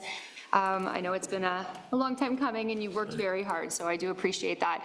I do have a number of questions, but I'll just start with one. I'm just still a little bit confused about the title being 2024 to 2028. You noted in your statement there that, you know, that the work being done was impacted by the COVID pandemic and staffing and things like that, and that also impacted the engagement and a lot of the work that was happening here. So it just doesn't make sense to me to put a date on it when that kind of stuff wasn't actually happening then. So what is the concern about having it be, say, 2026, and we can hit the ground running January 1 with a newly implemented plan? I'm not really understanding why we want to backdate it, what the concern is there. Thank you for your question, Councillor Sher Roberts. I think part of the conversation that we noted was this plan was initialized in 2022, and we saw the gap. Within that period, we were still working towards that project of 2024 to 2028. And so when we spoke with the ministry, we did mention to them, we have gaps. Are you okay with us making sure that we finish and plan towards this full plan of 5 years? Because our previous plan that we had was 2018 to 2021. And so we already had a couple of years of gaps. We didn't want to extend it longer in terms of our compliance reporting, in terms of the audit that we were doing. We felt that it was in best shape as we're continuing with our engagements, as we're building on the momentum that we were having, to still have this plan meet in 2024 with the work that we were doing, and in 2025, the accomplishments that we were seeing, to still have this plan at least recognize that it's still 2024 to 2028. So essentially, it's not necessarily a timeline per se that recognizes that if it's 2026 to 2030, for example, it changes the plan. It's the work that we already initialized, and we wanted to build on that momentum and continue. And so when we checked with the ministry, they were fine with us maintaining that momentum. And so there were no issues per se to say if we're changing it from 2026. It would just kind of, in a sense, also show performative measures that we're just jumping ahead of, you know, all these years to say there's a plan of 2026 to 2030 when the work hasn't been initialized at that time. Can I just ask a quick follow-up to that? Just given the length of time it took us to create this plan, you know, hopefully, knock on wood, we won't have a pandemic to deal with again.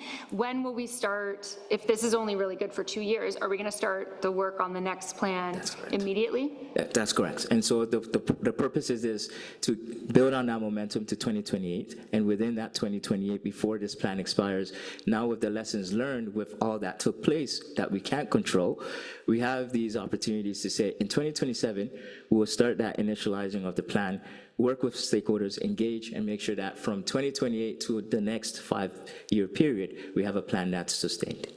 Okay, thank you, Stephen. You're welcome. Councillor Kimson? Thank you very much, Mayor Jan, and thank you, Stephen and Farshid, and your entire team for putting this together. As you know, it's something that I'm very passionate about, and I do have a number of questions, but we'll start with one. Sure. In the presentation, it talks about how we're going to be monitoring the progress of the plan. And I'm wondering sort of what the timelines are going to be and who's going to be responsible and how it's going to be reported. And I certainly hope that there's going to be a mechanism in place that will allow for members of the public and councillors like myself to check in without having to bother you per se to say, hey, where are we at? Who's doing this? Who's doing that? Yeah, thank you for that question. that was one of the reasons why we wanted to make sure that the progress report that we provided still dated back to 2024. So the mechanism to report of the plan is working with city staff, working with all partners of their divisions. As you know, the plan was made not just from the accessibility EDIA team, but all partners of the city. So working with divisions to ensure that if there's updates similar to what we're hearing of different projects on the go, to ensure that we're capturing that. And so through our annual reporting, we will be reaching out to our stakeholders internally, saying what projects are still from this plan have been maintained, what has changed, to report that through our annual progress report. We're also asking residents to provide feedback. And so we're accepting, again, through the community to reach out and say that if there's particular things that in the plan hasn't been met, we want to hear that. That's the focus of this whole plan, to make it collaborative, to ensure that it's not just city saying that we met this or met that, but we're recognizing that what community is sharing with us is also important to work towards. Can I add a point, Stephen, please? Yes, sure. Thank you for your question, Councillor. There are multiple ways and outlets that people can reach out to us, whether it's corresponding with our official email, accessibility@cambridge.ca, or through their councillors. But also, a new website is coming, and we will build a dashboard. A part of it would be the feedback mechanism, where people can contact us, submit their concerns, the evidence, the web form in different variations, so we can gather all of them, and we will include them in our annual report to the council. Thank you. May I follow up, Mayor Jan? Sure. Thank you. So specifically, when we look at the projects that are happening, is there going to be some sort of a list or something that says we're currently working on this project and this is what the status is? Yeah. And then it will also show other projects that have been identified in the queue? Yeah, and so we'll be working with our capital project team to ensure that we identify those specific projects. So, not all the time we're made privy to the particular projects. And so in this case, this is where, again, working closely with them to say, what are the projects that are coming in 2026, 2027? Within that plan, we're reporting the annual status report to ensure that when we're ready with the dashboard, we're ensuring that it's visible. And of course, it's regulation that we need to submit through the AODA every year what we're doing specifically for this plan. But there could be others that beyond this plan, and so we want to capture that as well. So in the short kind of response, Councillor Gibson, to work with our partners, work with the divisions, particularly our capital project team, that will be able to kind of identify specific projects and make sure that's captured in the progress report as well.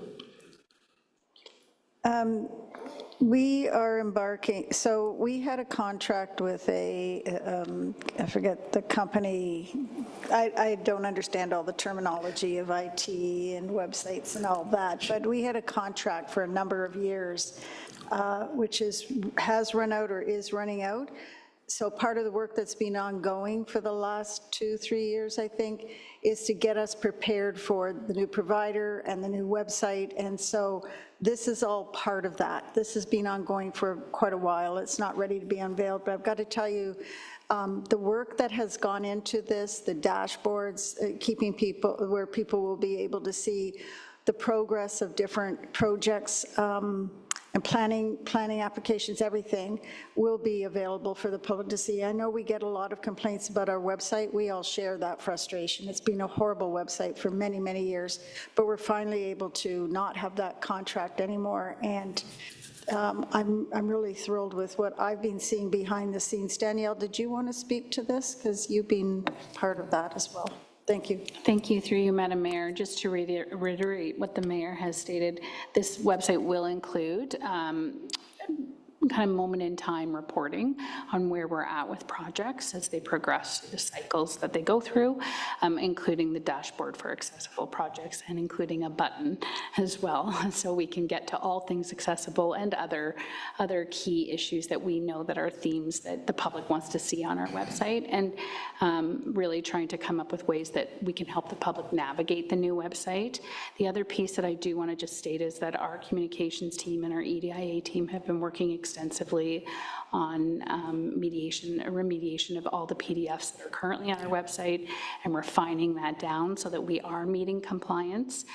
So that is something that we're also very much looking forward to. That in itself is an amazing amount, a horrible amount of work, actually, the PDF part of it. Danielle, while I've got you there on the mic, can you please speak to the award that was received to do with the campaign on accessible parking enforcement?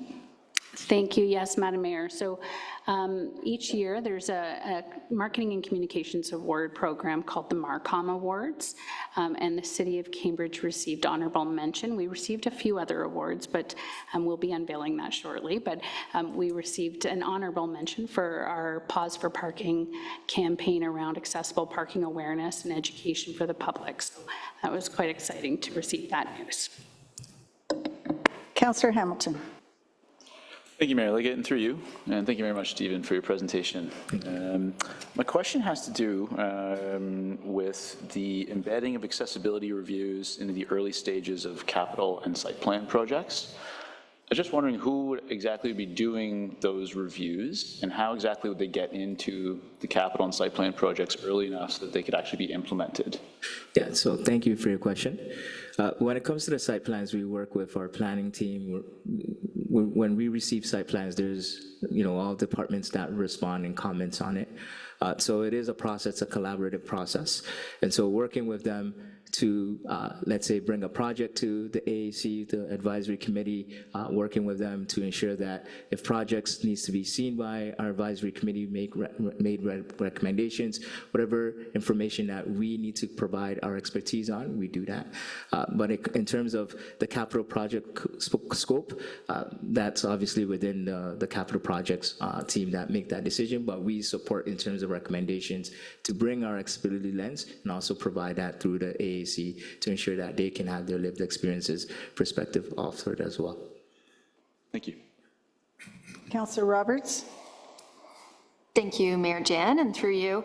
On page 215, sorry, I don't have my glasses on, it notes that the city launched a comprehensive accessibility review of City Hall and other buildings. I wasn't aware of that. That's great. That's what happened.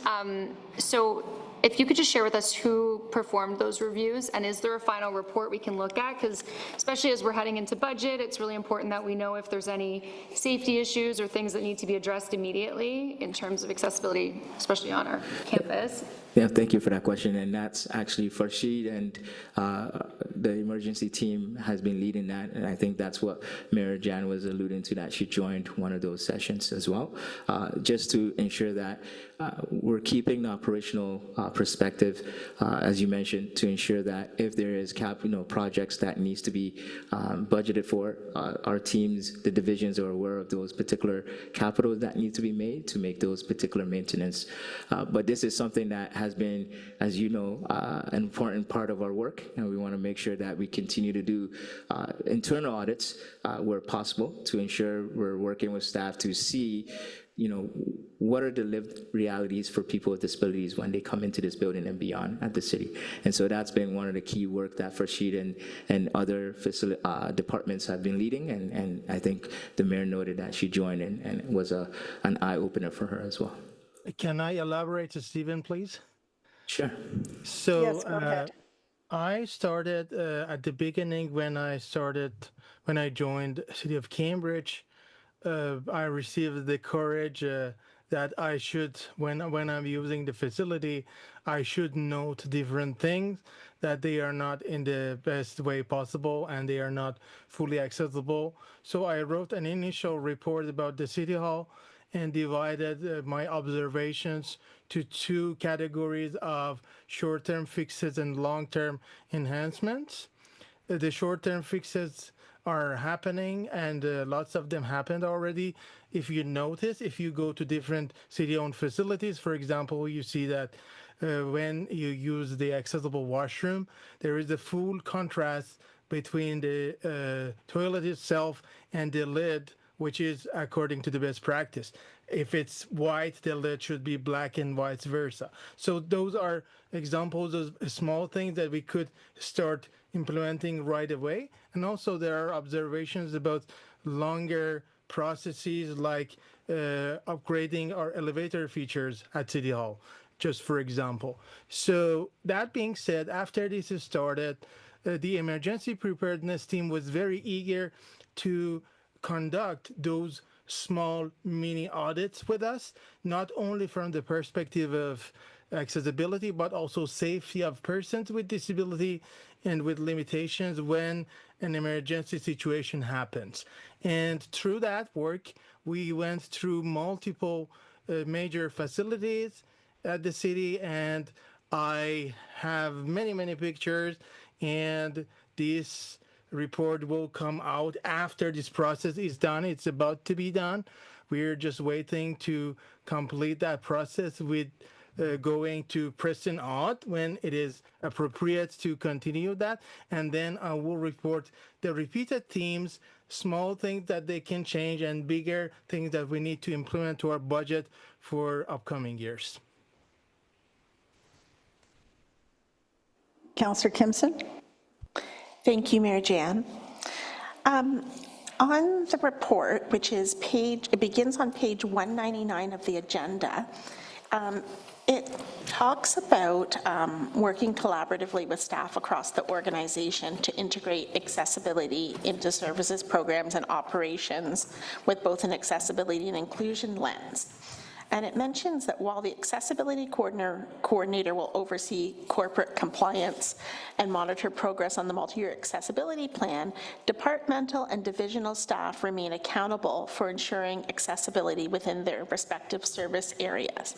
And my question is, you're probably wondering if I was going to get to that, my question is, what training have we provided to departmental and divisional staff, or are we going to provide so that they're going to be able to have the knowledge that they need to be accountable and not have to rely on you and your team for everything? Yeah, that's a great question. Part of the work that we've been doing is we've been working with our partners, our division partners, to ensure that we're not, again, as Jen mentioned earlier, and glad that you noted it, accessibility is a shared responsibility. And so there is requirements from other divisions to ensure that's the key. But we also want to continue to build and build on the momentum of awareness. And so we have been providing training in terms of remediation, for example, as Daniel mentioned about the PDFs. These are areas where there might be behavioral issues where, individuals would just always opt to do the PDF and just upload PDFs. So we have a remediation training, for example, to help staff with that process. There's also essentials around, what is accessible documents. And now we're looking to expand now in terms of a citywide initiative for training on behaviors and social kind of understanding of disability in general. So individuals are speaking to and interacting with community members. They're not just speaking to any individual. They want to recognize that individual with dignity. And so we're working with partners like CCRW, soliciting with CNIB, for example. These are the individual partners that we want to work with that have programming and have training that they offer for free, and as well as some paid elements to ensure that we provide that on an ongoing basis for staff. So staff are getting specific training that targets their work area, and also we're looking at overall kind of a comprehensive training, not just for accessibility, but it's also for EDI in general, because again, there's intersectionalities when it comes to accessibility and equity work. Thank you very much. It's so important that staff take responsibility, and volunteers take responsibility, and members of council take responsibility. Absolutely. And we don't just defer everything to you and your team. So thank you for that. Absolutely. Thank you so much.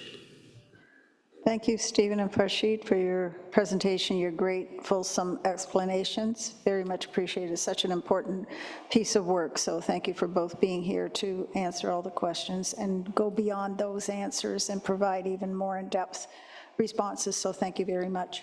Thank you, Mayor. Thank you, Council. Thank you so much. Councillor Schwerer, you have the motion. Could you please read it? Thank you, Mayor. I will. I just wanted to also thank Farshid and Stephen. There's a lot of behind-the-scenes work they do that nobody knows You about. can do that under comments after you do them. Oh, okay, sorry. I'll go through that again. All right, Okay, go thank you. ahead. Okay. Moved by myself, seconded by Councillor Kimpson, that report 25-041-CRS 2024 to 2028 multi-year accessibility plan be adopted to promote and advance accessibility in the city of Cambridge. Okay, are there any questions on the motion? None, any comments? This is where you go, Councillor Schwerer. Thank you, sorry. I just wanted to thank Farshid and Stephen, because a lot of people don't know all the behind-the-scenes work that they do, and that I've realized sitting on the committee, there's a lot of parts to accessibility. They have a lot of demands, but they do it so well, and they handle it with grace and patience, so I appreciate that. Thank you for those comments. Councillor Roberts? Thank you, Mayor Jan. I actually wrote something to say, but I think instead I'm just going to speak from the heart tonight. So as a person who's lived with a disability for 27 years soon, and just a couple of weeks, I remember those early days back in 2005 when I first learned about the AODA and how excited I was about the future for people with disabilities. And, you know, we were promised this utopia of this like fully accessible Ontario where we could go out and just do everything that everyone else was able to do and not have to do a bunch of homework first and make sure that we were going to be able to go to the place and participate and go to the bathroom, God forbid. So, you know, when we got to 2025 and that wasn't a reality for us, it was obviously very discouraging. I am very excited about the work that has happened over the last 20 years. That's not to say nothing has happened. We are moving incrementally closer to that space, but it's taking a long time.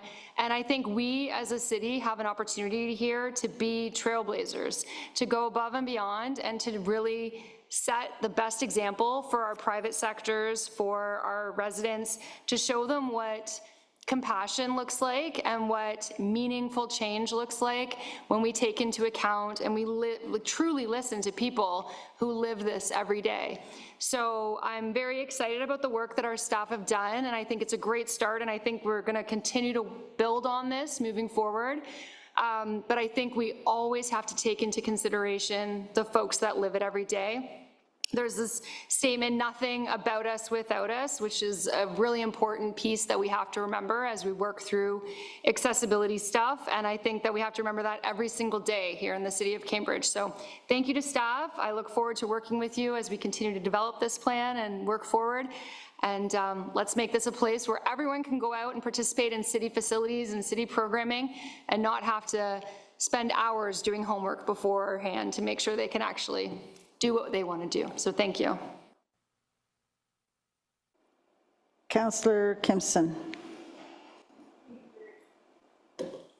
Thank you very much, Mayor Jan. And this evening, as we've discussed the City of Cambridge's multi-year accessibility plan, I want to emphasize that accessibility is not an option or a nice to have. It's not only a legislative requirement, but it is the right thing to do. I would like to thank the members of the Cambridge Accessibility Advisory Committee, the community members who took the time to come here and delegate, and staff for their hard work in getting us to this stage. I recognize that staff have presented the draft plan to the AAC and consulted with them, and that's a fair and that's an important staff. But I believe we can and should do better. And I urge staff to work towards true co-design where people with lived experience are meaningfully engaged from the outset to shape decisions and not just review them once they get to a particular stage. Equally important is ensuring that comprehensive accessibility training for all staff, volunteers, councillors, and representatives of the city takes place. Accessibility must be embedded in our culture and our practice, not just in policy documents. And I want to be very clear. I expect each and every staff member and representative of the City of Cambridge to support our EDIA team as they lead and advance this valuable work. And finally, as we embrace universal design, that benefits everyone, whether it's someone with a mobility aid, a stroller, a temporary injury, or is aging in place. When we design with inclusion at the beginning, we build a stronger, more equitable, and welcoming Cambridge for all. Thank you. Councillor Hamilton. Thank you, Mayor Liggett, and through you. And just echoing Councillor Kimson and Councillor Roberts, huge thanks to Rashid, Stephen, and all the staff that have worked on this, the Accessibility Advisory Committee, and also a huge thank you to Councillor Schwery, Councillor Kimson, and Councillor Roberts for all their advocacy on this issue, because I know they've been working on it for quite some time, and they've put a lot of time and effort into it. For me, this conversation since the get-go has honestly been enlightening. Just seeing how much work has been done to remove barriers and how much work still needs to be done to remove barriers to show that all of our residents are included. I think we're definitely moving in the right direction. There's been a great amount of time and effort that's been poured into this, but as we're hearing from delegates tonight, there's still much more that we can do. So I'm excited that we've had this respectful dialogue and that we see movement as a council and as a city. And I want to thank everyone for sharing their voice and their knowledge on this, because I've truly learned a lot. Thank you. So building our community to be accessible for all is about more than meeting compliance and standards. It's about creating a place where everyone belongs and can participate fully in that Cambridge experience that I talk about on a regular basis. Accessibility strengthens our sense of inclusion, belonging, and connection. It ensures that as our community grows, and we heard it tonight, it's actually 18% that it's grown. It means that no one is left behind if we keep on this path that we're on. Every accessible pathway program and policy is a reflection of our collective values. And when Farshid talks about going out and doing an audit, I've got to say our park staff, our people involved in all the departments went out, they measured pathways to get to picnic tables, that in every single trail, every single sidewalk in our parks, they measured them so that they could make sure that everything was accessible. A lot of work went into this. And so this work doesn't happen on its own, is what I'm trying to say. It's made possible through the dedication of our staff, our advisory committee, who Gary was here earlier to speak to that, our community, and I know that those who have taken the time to provide feedback and guidance in this report before us this evening have not done so to not just focus on where we have been, but where we are going. And when I look through the questions for the report and all the answers, I mean, it's mind-boggling, the amount of work that went into that and the number of people who actually contributed to that. But I want to thank staff for the extensive work and the various versions that you've worked through to get here to this place that we're at here today. And I want to thank you for your leadership in our organization, for your meaningful engagement, and for recognizing that this is a journey that we all have a role to play. And Danielle, you've got a lot to be thanked for here. I know you've done a lot of the work in carrying the heavy load through this. I know that countless hours have gone into this work, to our recent audit and to the various initiatives you provide guidance on, so thank you so much for your leadership. We should be proud that from here we move forward in a better place, and that we are grateful for the community, the advocates and staff for work to get us here. And so thank you to all of you who came here tonight to speak to this. Your voices are important. I'm sure some days you feel that we're not listening. Staff aren't listening, but we are listening.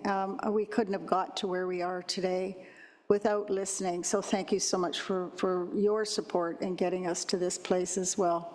And the members of council, as Councillor Hamilton said, the work that you do means we had the right people on that committee. So thank you so much for what you've done here today. So now we're ready to take that vote. And opening voting. Closing voting. And that carries unanimously. Our next report is item number 9.2.2, report 25-, hang on one second, sorry.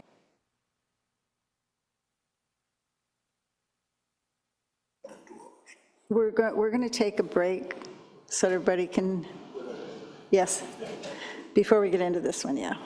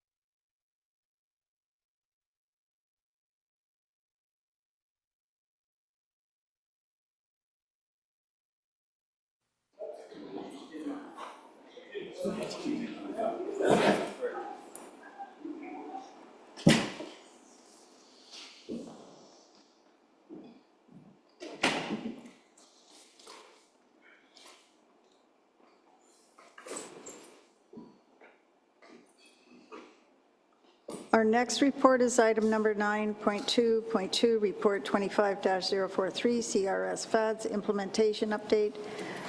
Councillor Earnshaw, you have that motion?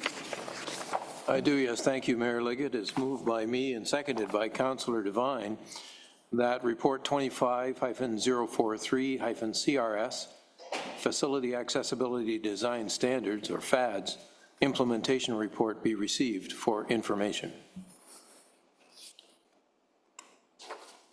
Thank you. Do we have any questions? Councillor Kimson? Thank you very much, Mayor Jan. I'm wondering about the accessibility internal network. And is that something that is happening through the EDIA department? Thank you for that question, Councillor Kimson. So this internal network actually commenced when the desk audit came, when we received notification from the ministry. So what we did was we collaborated with leadership.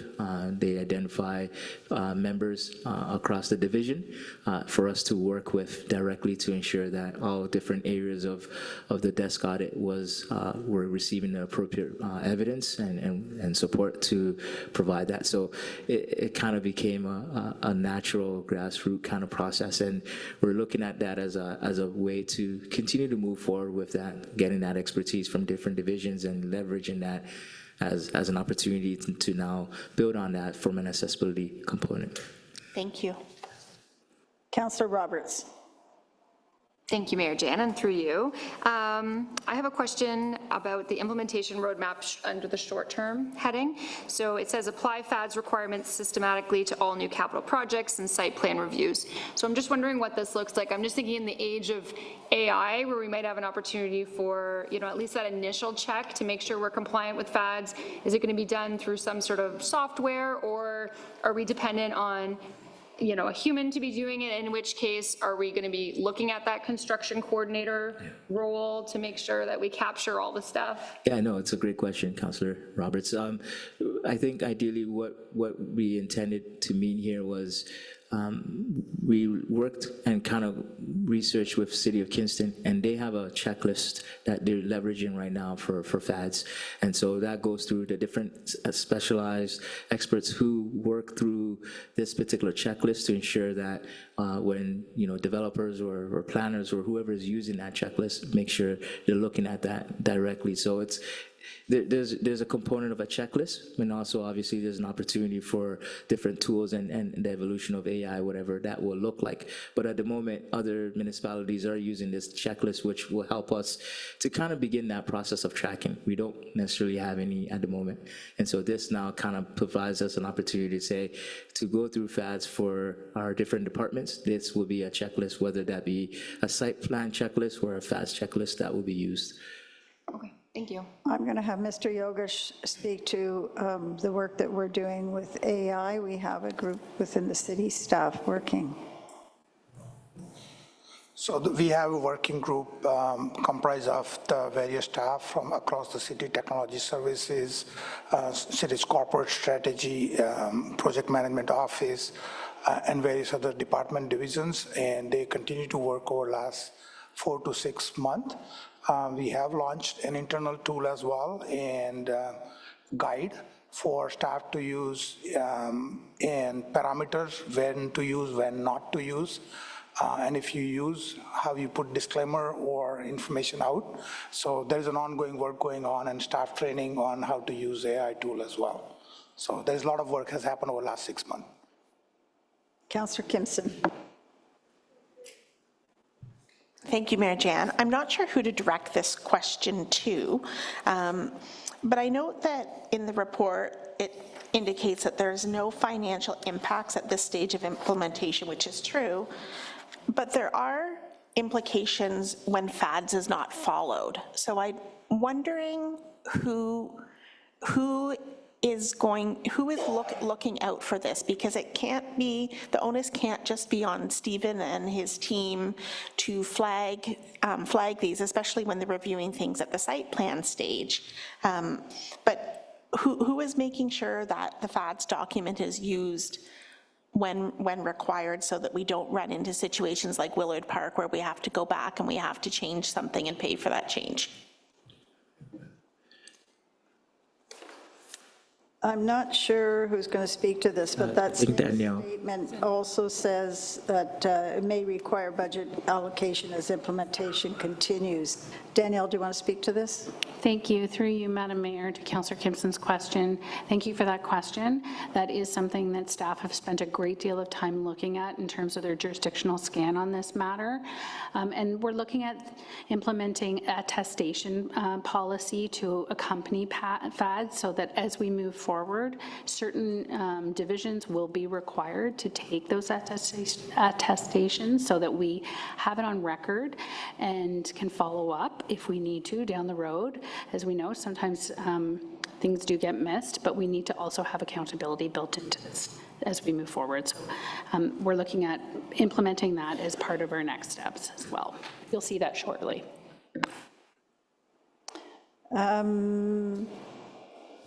Sheena, are you or Cheryl going to speak to 2026, what's in the budget for, oh, you're going to do it, Yogesh? Okay, so I've asked them to speak to what is in the budget currently for the facilities and what we're doing for accessibility, so that we all understand where we are in the coming year for this. Thank you, Mr. Shaw. Just tonight, we discovered that accessibility improvements is the journey. It's not the destination, and we need to continue working on it and continue improving it. So there is a number of projects which we have in 2026 capital proposed budget, which addresses accessibility. It's not labeled as accessibility improvement project, but it's, for example, we are replacing 3 park playgrounds.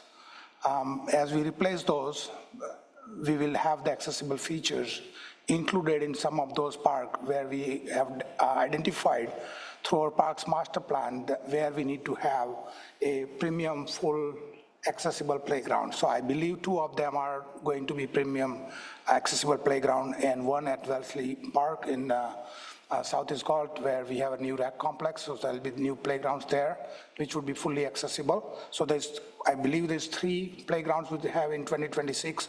W.G. Johnson will have family washroom upgrade, so that will have accessible features as part of the project. The fire station have washroom project, so that will have accessibility features included as we do the project. City Hall elevator, as Farshid or Stephen just spoke, so that will have accessibility features incorporated as the City Hall elevator improvement itself. New Super Park pool amenities and a washroom. We'll have a fully accessible washroom there as we build a new washroom there.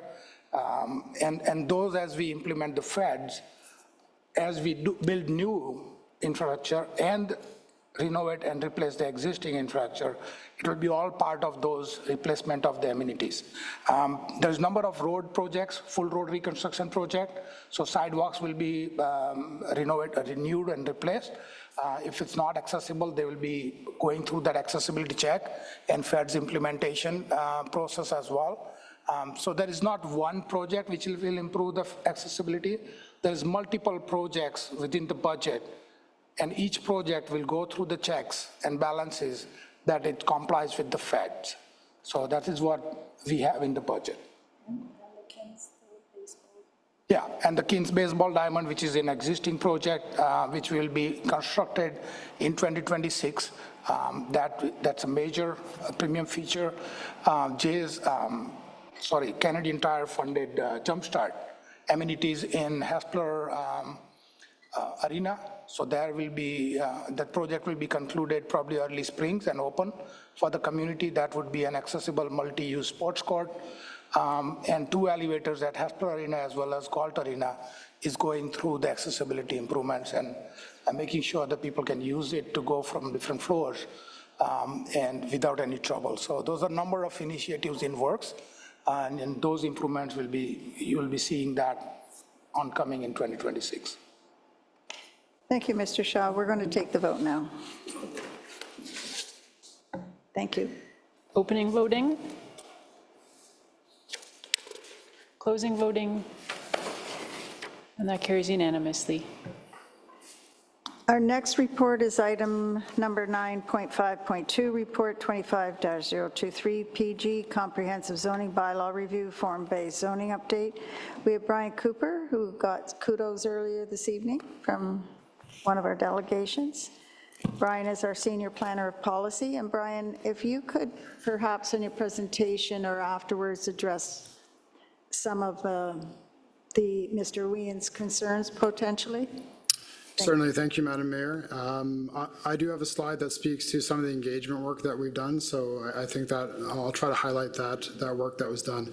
So good evening, Madam Mayor, Council, and members of the public.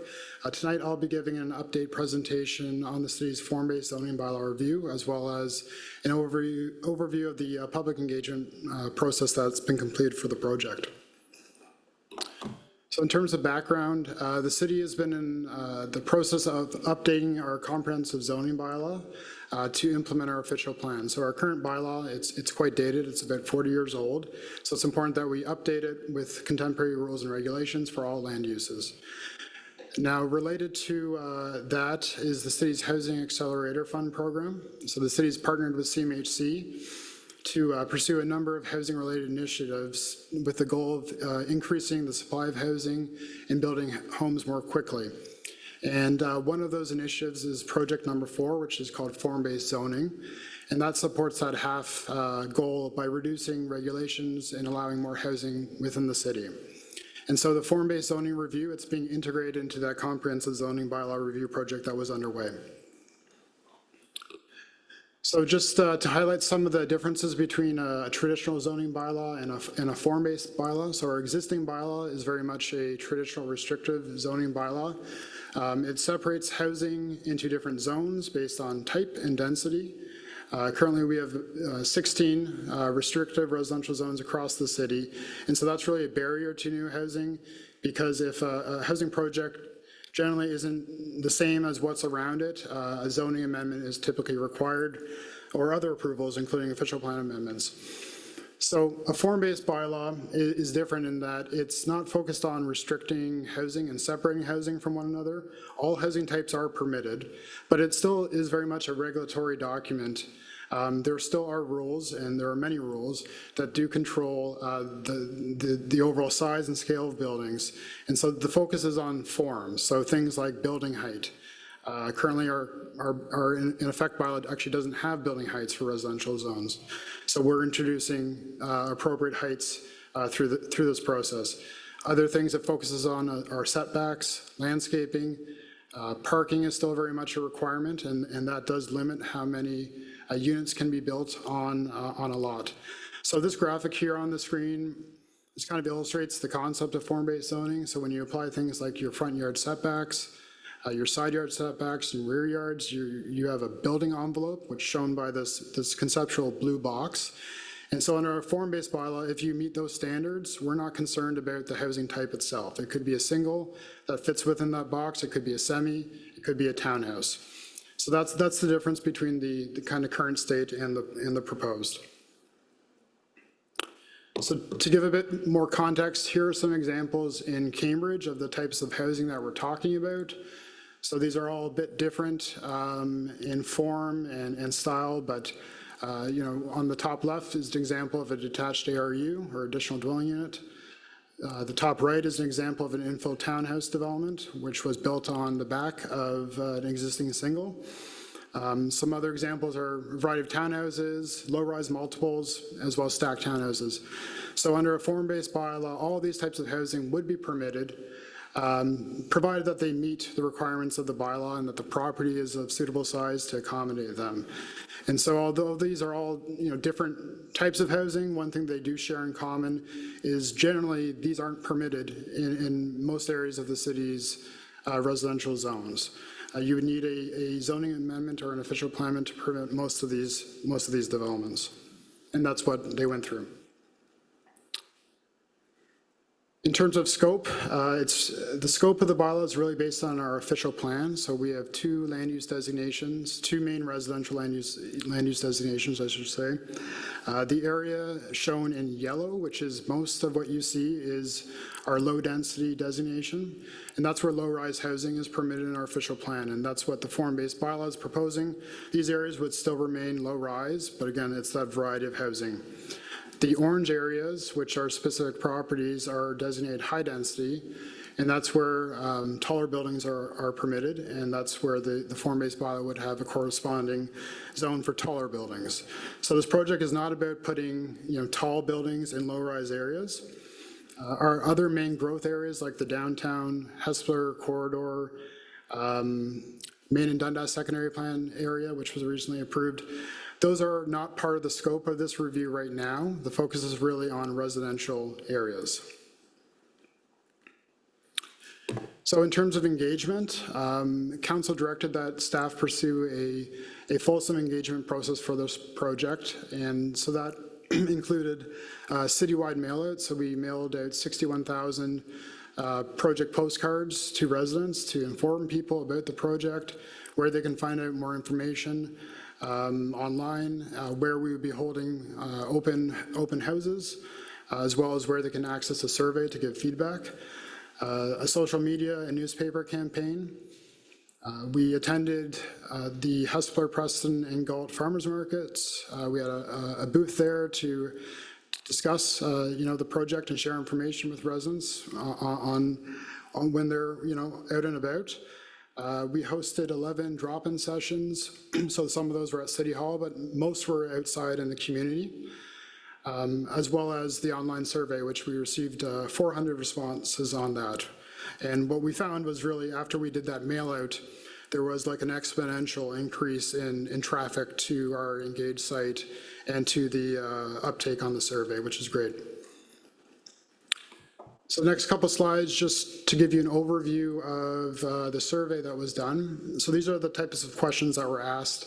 The survey asked broad-based questions like this one, which is, the city will be permitting more housing types within residential neighborhoods. What are your thoughts on this?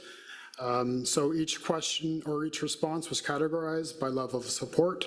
The green in the pie chart, that's was classified as clear support or conditional leaning yes, whereas the red in the chart were more oppositional type feedback that we received. So in this case, to this question, which really gets at the heart of the project, about 50% of respondents to the survey indicated some level of opposition, and about 45% some level of support. So this is another example of a question that was asked that was more targeted to specific development regulations to help inform the rules of the form-based bylaw. So this showed a conceptual 3-story, 5-unit apartment building or multiple building, and asked people, well, what do you think about 4 stories? Would that be appropriate? And so in this response, you can see a lot more red. So more clear concerns with the idea of maybe 4 stories as of right within our residential areas. So some of the themes I'd just like to highlight through the survey as well as through interactions that we had with the public on housing types, intensification, and building height. So there is certainly some support for more gentle density, things like duplexing, triplexes, and things like that, while fairly robust concerns with tall buildings within low-rise areas, with most people specifying that 2 to 3 stories were really the heights that they were comfortable with. We hear a lot about parking, so both ensuring that there's enough parking on a site when a new development occurs, as well as concerns about impacts from parking. So people don't want to see their front yards paved over in their neighborhood to accommodate parking. So setbacks, landscaping, and buffering was another important thing we heard. So the importance of having a buffer space if there is a new infill housing project in between existing, and concerns about losing green space. General concerns around infrastructure and servicing, questioning whether the city can keep up with growth that's coming. So that's things like infrastructure, water services and sewer services, as well as soft services and community services like hospitals and schools. And overall, a strong, attachment to heritage and the low-rise suburban character of residential neighborhoods. These are some of the things that we've heard. And so where we're at now is we're continuing to evaluate all feedback received, and with the objective of bringing a updated bylaw to council in December of this year. And so this will be the first phase of that comprehensive zoning bylaw review for residentially zoned properties. Other land uses will be brought forward in the new year. And tonight's recommendation is that the report be received. Thank you. Can you speak to some of the concerns about Mr. Weens had with regards to the consultation with the public going forward? Should this all be approved? Sure. So, I guess the thing I want to highlight is, while it is more permissive, if this is approved as proposed, there are still regulations, and if a development doesn't meet those regulations, there still is the regular planning process that comes into effect, whether it's a variance or a zoning amendment that includes public consultation. So really, the big change is allowing more housing types, but it's not as though there's an absence of regulation and control that would be in effect. Okay, thank you. Are there any questions from council here? Councillor Cooper. Yes, thank you very much, Mayor Liggett. I'm actually going to expand on that, on the consultation. We heard from Mr. Weens basically stating that there's, well, I'll just get straight to the question. Is there going to be a less of a consultation process for the public when beyond what we already have? So in the sense that more housing types would be permitted where they're not now, in that sense, yes. So if a home builder came in or a homeowner wanting to do, some of those examples that I showed on the screen of like a townhouse development that met all the rules, that's what we're going to be bringing forward and recommending to council. If it met all those standards, then no, there would not be a public engagement process for that site-specific project. If it didn't meet the standards, then yes, that normal process would still occur. So is it correct to say that items that the public could come forward and complain about now, they will not be able to in the future? If a development meets the requirements, that's correct. There wouldn't be that engagement process because there's no Planning Act triggered. Thank you. That's right. Because we're changing the standards. Correct. Okay. Councillor Sperry. I had comments. I have comments. So that's what I took, because my question got answered. Okay, so this is question. comments, Oh, your yeah. question got answered? Okay. Yeah, so I have comments. Councillor Kimpson. Thank you very much, Mayor Jan. Thank you for your presentation. I know there's already been extensive opportunities for community involvement and education about the proposal here. Are there any future opportunities where we can perhaps put it out there and again do our best to try and get the public to be more interested in what's happening? If I could just ask a clarification, do you mean, post-approval of the bylaw, is that, or in advance of a decision? I guess I'm sort of following up on one of Mr. Weens's comments about, people not being aware of what could happen to their properties or to their communities, and sort of also some of the things that I can't remember Valerie's last name, mentioned as well, but really, the opportunities, Valerie Cameron, the opportunities for more public input or information. And I realize that we can only do so much, and at some point we have to say that we have done our best, but are there any further opportunities before a decision is made on this?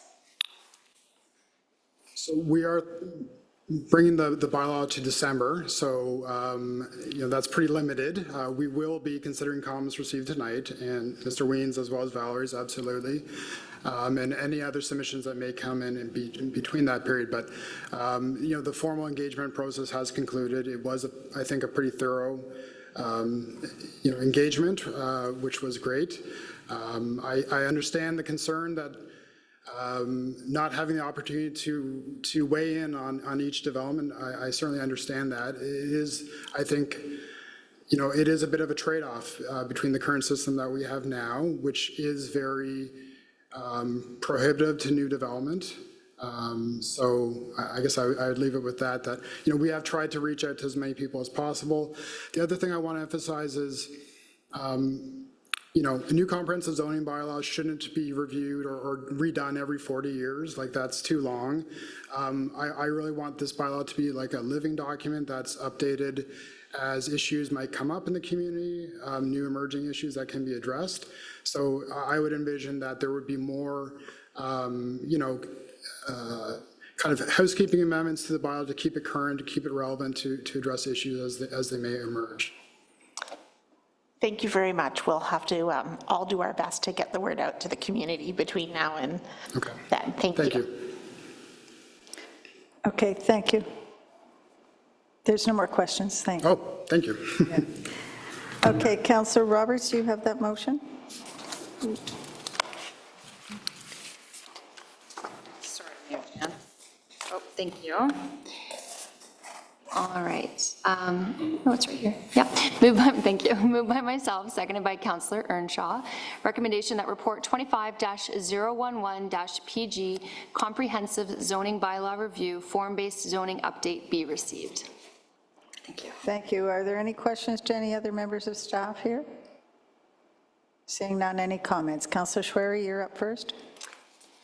Thank you, Mayor Liggett. I was reading through this, and it seems that there's not a great support for zone-based zoning. And it says the current zoning contains several different residential zones that permit only one housing type, for example, for the single detached, and I think that's a good thing. This new bylaw would see on a street, like, for example, like Riverbank that they're doing now and people don't love, or some of the streets that, like your beautiful streets where just single residential homes, somebody could sell and put a stacked house, or in Blair, or there's other areas. And I don't think that fits everywhere. And I would have more appreciated that we would have had another zone, just R. Like, we have our R for rural residential, we have low rise, R1, but how about an R for single only? It's not fair for people that, live in a residential only zone, that it'll affect their property values, and just for us to allow it, and now they can't even fight it because it's now the zone, they can't go to the old, nothing, we can't stop it. And I don't think that's very fair at all, especially when it seems most people don't even want it. What else am I gonna say here? And there's a lot of other issues to be addressed, like the parking, the traffic. So none of that was really looked at. We're just pushing density. And already we're at the limit for the parking. So, and then you're talking about legislation, because this is gonna help increase housing. And believe me, I love housing, I support development, but I support good development, not just ramming stuff through, so just to push more intensification. Not all areas are good for that, and I think we should keep some areas, and maybe I suggest to staff have a R zone where it's only single, and if somebody wants to change, they need to have a zoning bylaw amendment. So I'll receive it, but I don't support it. And like many residents that I've talked to. Thanks. Councillor Cooper, you have comments? Yes, thank you, Mayor. I'll get a bit quick. Yeah, I'm just a little concerned. I've been following this whole zone-based thing, but to get back to what I was stating there regarding the consultations, we all know how, sometimes the public thinks we have a lot of control over the housing and developments, and the kind of the curse of the OLT. And even when the public object to a development and we object to, it doesn't mean we're going to succeed because of that. Bottom line, we have less control than we would like to have. I really wish we had more to represent the people that we do represent. So I'm very concerned when I see something here that is effectively taking away even more control over away from the public. When they already come up here and they speak and they have their say, and things a lot of times still don't go their way, and we're going to potentially permit something that's going to take even more of their voice away. That does concern me. It really does. I don't think it's I think we're kind of going in the opposite direction there. It doesn't mean there aren't benefits to this. As Councillor Streri said, we need housing. It needs to be responsible, but I'm very concerned about the angle where we are taking even more control away from the people that we represent. So as Councillor Streri said, obviously I'm going to receive this, but I'm not quite sure that I really support it. I think maybe needs some massaging. Thank you. Councillor Mehta. Well, thank you, Mayor Jan. I do want to thank staff for all the work that they put into everything, and I certainly understand the need for more housing in the community, but I do have to come forward and say that I've been hearing a lot of concerns in my ward about this. A lot of residents are telling me they don't want the house beside them to be demolished and replaced with a semi. This is what I'm hearing. I do have to bring this forward so that they are represented. And what I'm hearing from the public, I mean, they at least want to have an opportunity to come in and address council and at least to be heard. And also, they want to see more reurbanization areas. That's what I'm hearing across the city. I think one thing that council should be looking at is looking at more opportunities for mixed-use development across the city in our low-density industrial areas. I know that there are provincial requirements for the major employment areas, but there might be an opportunity to expand those reurbanization areas in certain areas of the city, and I think that's what I would rather see. Thank you. So I just want to speak about the industrial areas. The employment areas are extremely important. I'm meeting constantly with businesses who are trying to find locations to set up their business. So we can't take employment lands and make them into housing. We have to be really, really careful, or else we won't have any places for people to work. I know people don't want them in their neighborhoods, but they're going to get them in their neighborhoods. It's going to happen. We have to build the housing, but this plan talks about also it'll still be, the location of the development is still controlled by the regulations and building height, setbacks, landscaping, and we already gave direction to staff to change the 6 meters for driveways into 8 meters. So that will solve some of the other problems that we have currently. Councillor Devine, did you want to speak? Yes, and thank you, and through the chair. This is a very interesting discussion. We do have some old industrial areas that will never be industrial areas again, okay? And we've got a few of those in Hesper, a couple in Hesper along the river, all right? They will never be industrial areas again. But unfortunately, they're also in floodplain. They're also in floodplain. And this is something that the city staff is really gonna have to look at seriously. All right, it's not a matter of just knocking the buildings down, but we need to re-urbanize that area. All right, beautiful area, beautiful street, but it is in floodplain. And there's more areas like that in the city of Cambridge that basically they're just worn out old industrial areas that will never be industrial areas again. And we have to urbanize them. So on that, we have to look at that. We have to have a good, long, hard look at it. Thank you. Those are employment areas that cannot be built on for housing. So what Councillor Ahmed is talking about can't happen because that's floodplain in that area.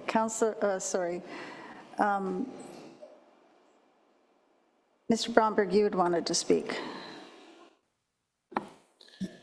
Thank you, Your Worship. Through you to Council, I just want to provide maybe some context. I know Mr. Cooper had talked about the existing bylaw that we had being from the mid-'80s. So when you're dealing with a regulation that's over 40 years old, it doesn't quite meet today's needs. In 1985, planning rules were much different. There were different types of controls, there were different provincial policy statements, there were different needs in the community. When you think of cost of housing and cost of land, for a 40-foot lot, back in the mid-'80s, you could buy a 40-foot lot for anywhere from $15,000 to $17,000. Today, that same 40-foot lot with no home might go for sale for around $360,000 to $400,000, $9,000 to $10,000 a running foot. And so when you're looking at the housing types that people are looking at constructing today, it might be a single-family dwelling. The children that parents may have are looking to move out, have trouble finding an affordable place, and they decide to build a little addition out the back. And what this zoning bylaw is proposing is it would allow those parents to build a small little addition out the back, provided that it met the rules, provided that it met the construction inside that box, without going through a planning application costing somewhere in the neighborhood of about $30,000. We hear about reducing the costs that municipalities, that governments charge to help create housing. This is one way that the City of Cambridge can do that. This council and community still has control over the number of housing units on the lot. Their parameters, as Mr. Cooper outlined, there's still the maximum height, there's still property line offsets, there's still distance away from the rear lot line, your side lot line, your front lot line. There's also requirements for parking.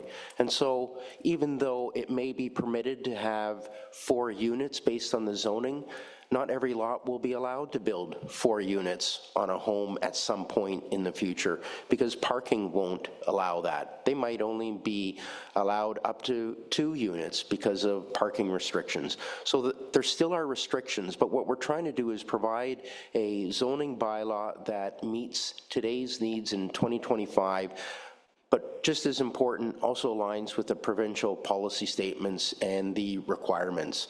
So that's what we're trying to bring forward. We've heard some additional concerns from council. I think in looking at staff, I think we can maybe massage some of this some more, and maybe provide something that this council and the community can work with in December. So thank you. Councillor Mehta? Thank you, Mayor Jan, and I've heard what you say, and I agree.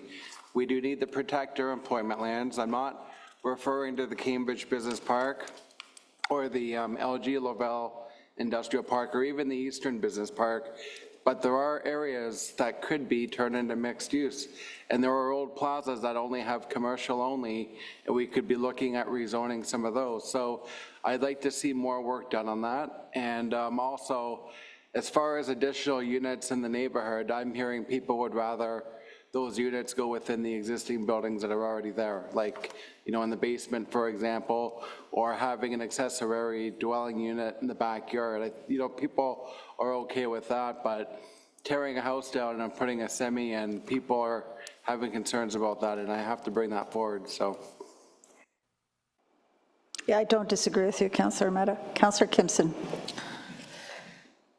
Thank you very much, Mayor Jan. I think one of the other considerations for this is when we look at some of our significant areas where we might have, for example, a heritage conservation district in place, and look at how this form-based zoning is going to work in conjunction with that as well. Again, anything that goes on the site has to meet the requirements for parking and the requirements for setbacks and so on, but also so that it's done in such a way that it doesn't alter the character as well. And those are some considerations that we're going to want to look at. And as we expand the HCDs throughout the city and other districts per se, not necessarily heritage, there will also be some way to massage the appearance of these. Yes, I think that's a takeaway from Mr. Cooper. The heritage districts are extremely important to this council, so take that into consideration, please. Thank you. Councillor Hamilton. Thank you, Mayor Liggett, and through you. And I appreciate the discussion that we're having around this. I think it's interesting, as Councillor Devine pointed out, and it's a precursor to the discussion I'm sure we'll have in December.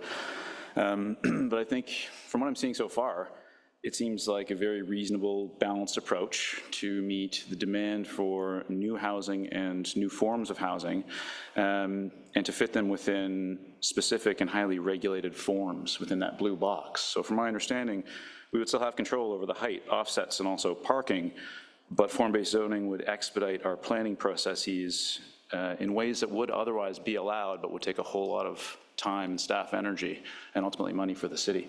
So what I'm seeing is interesting. I'm looking forward to seeing more in December. And again, I thank everyone for sharing their perspectives, because I will think that will yield a more fulsome and detailed report in the end. Thanks.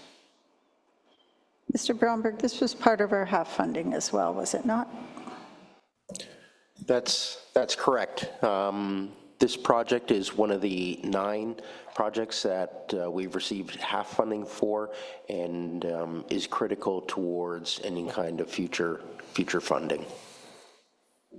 Thank you. Okay, so we are ready for the vote. Opening voting.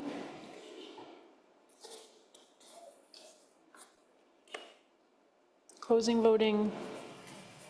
And that carries 8-1.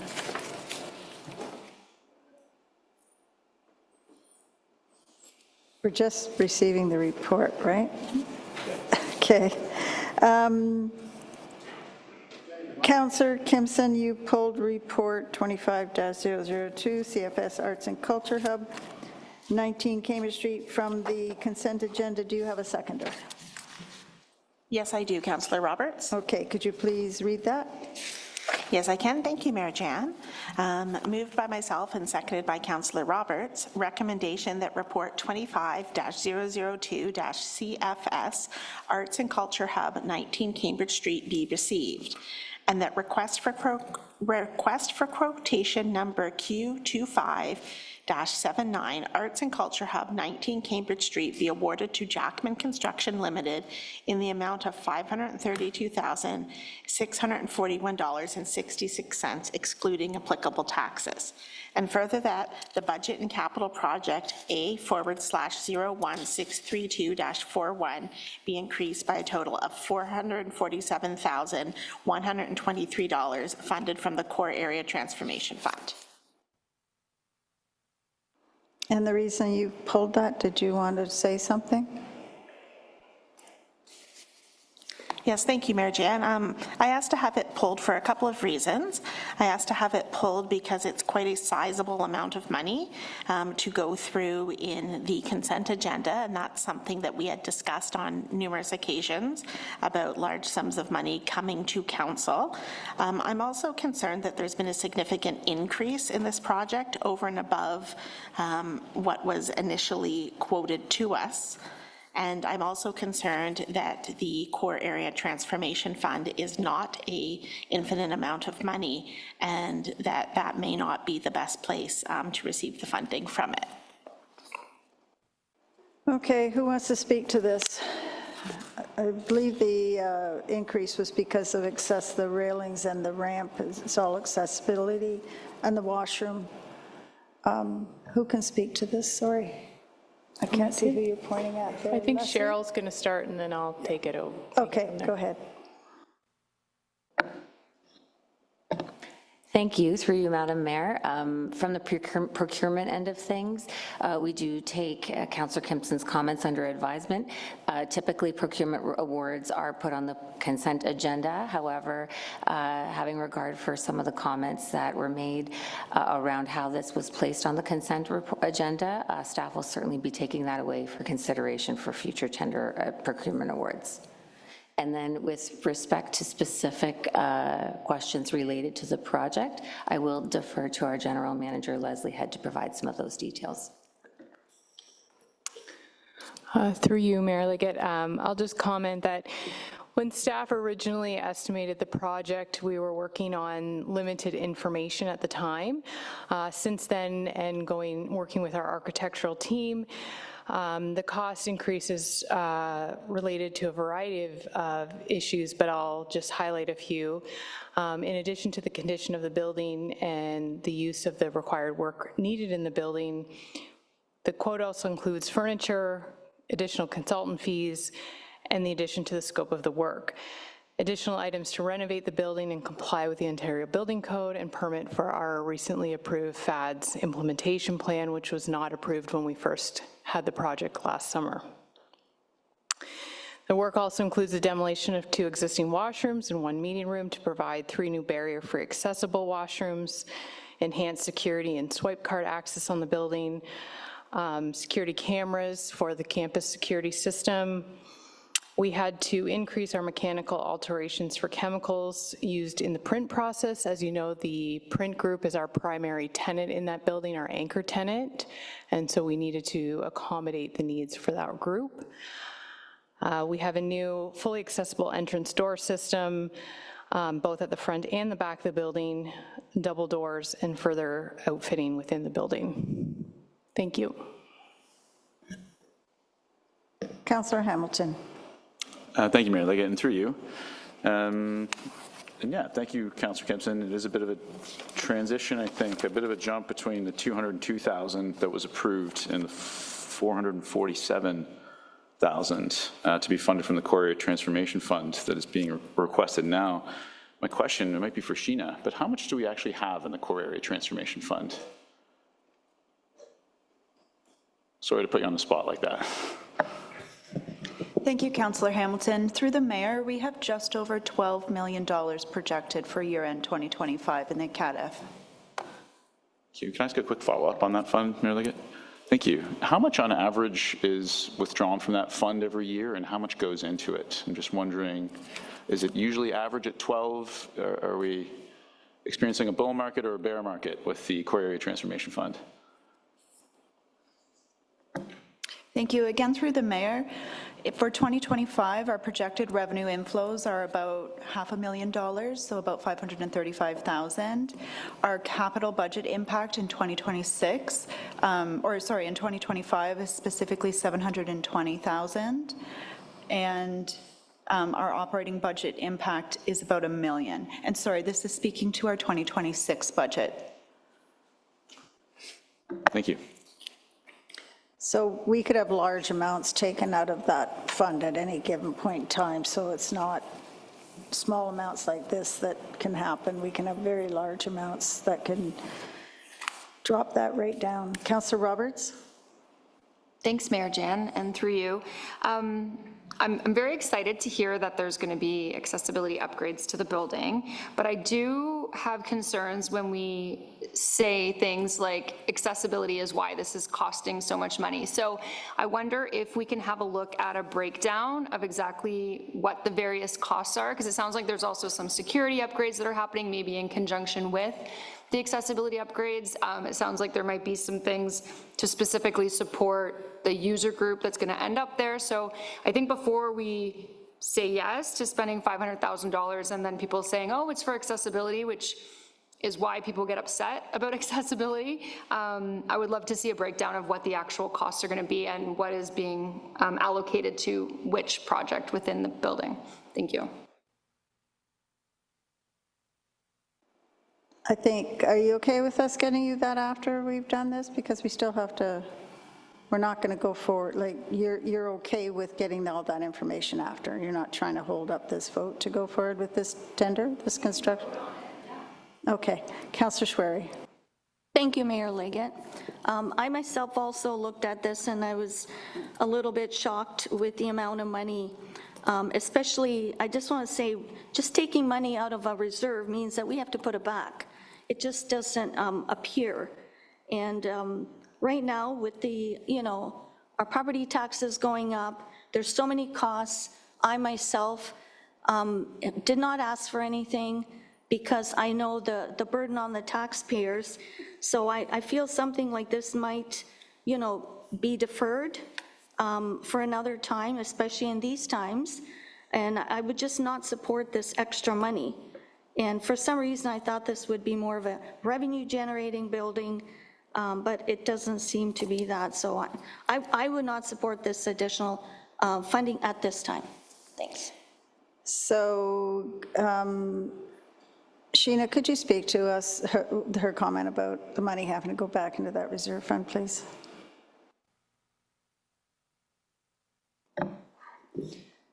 So the Core Area Transformation Fund was established from a transfer of the Economic Development Reserve Fund. The inflows that we typically see is due from investment income. There are other sources of funding that could be contributed to this reserve, however, such things such as some of the assessment growth values, hydro dividend revenues, some property tax rate increases could be contributed back to this reserve, but it is a very healthy reserve that could support this draw. But we don't have an amount that we have to keep up to on this. No, that was what she thought that had to be done. Councillor Earnshaw. Thank you, Mayor Liggett, and through you, my concern is one of optics, not so much whether there's enough money in the Core Area Transformation Fund to do this or whether it's a good idea.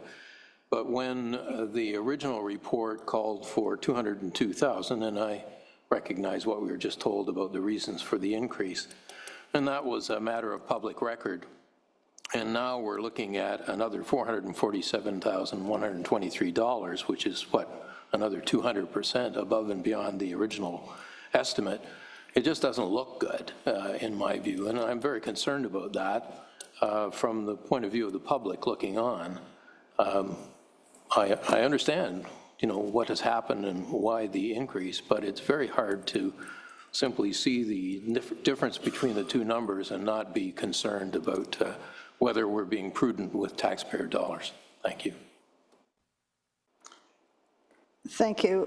So we will have staff report back on a more detailed, perhaps next council meeting, more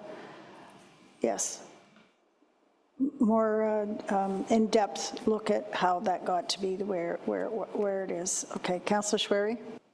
Thank you, Mayor. I just don't want to belabor this, but you know, if we take money out of a reserve, maybe we can put it so to reduce the property taxes people are paying right now, because they are, from what I'm hearing, higher than was expected. So instead of, maybe this might not be the year to do this. Thanks. Sheena, could you speak to whether we can use that, or who's going to speak to that? Thank you. Thank you. Through you, Madam Mayor, and to build upon what Sheena talked about with regard to the Core Area Transformation Fund, some context around that reserve. As Sheena mentioned, it was created as a restatement out of the Economic Development Reserve Fund at the time when there was a desire by council and the community to really put an emphasis on placemaking and economic stimulus. The framework for the Core Area Transformation Fund has three pillars. One is strategic land acquisition, one is private sector stimulus, which council sees when we provide the updates around the core area improvement grants that are provided to downtown business owners. And the last one is the most important for today's purposes, which is the placemaking and experiences pillar. And when this project was initially conceived, and as we've spent the year working through some of the details, some of which Leslie has mentioned, there have been areas and opportunities to do more in the project at once. And we also identified that there was alignment with the placemaking and experiences, and some of the language around that is to encourage experiences and placemaking in the downtown core. So the vision of really providing an arts and culture hub downtown here, right next to us at City Hall, was identified as an opportunity to leverage the reserve and the purposes with this reserve, with a desire to keep the project going and bring it to life. So hopefully that provides a little bit of context around the use of the Core Area Transformation Reserve. And when it was conceived, its intent was to provide funding for projects that create experiences and placemaking initiatives. So hopefully that provides some information around the alignment. Thank you. Sheena, or Leslie, can you talk about the revenue generating that has just been mentioned by one of the councillors? I can do that, Mayor Liggett. When this project was presented as part of the budget last year, there was a business case that supported a revenue generation model.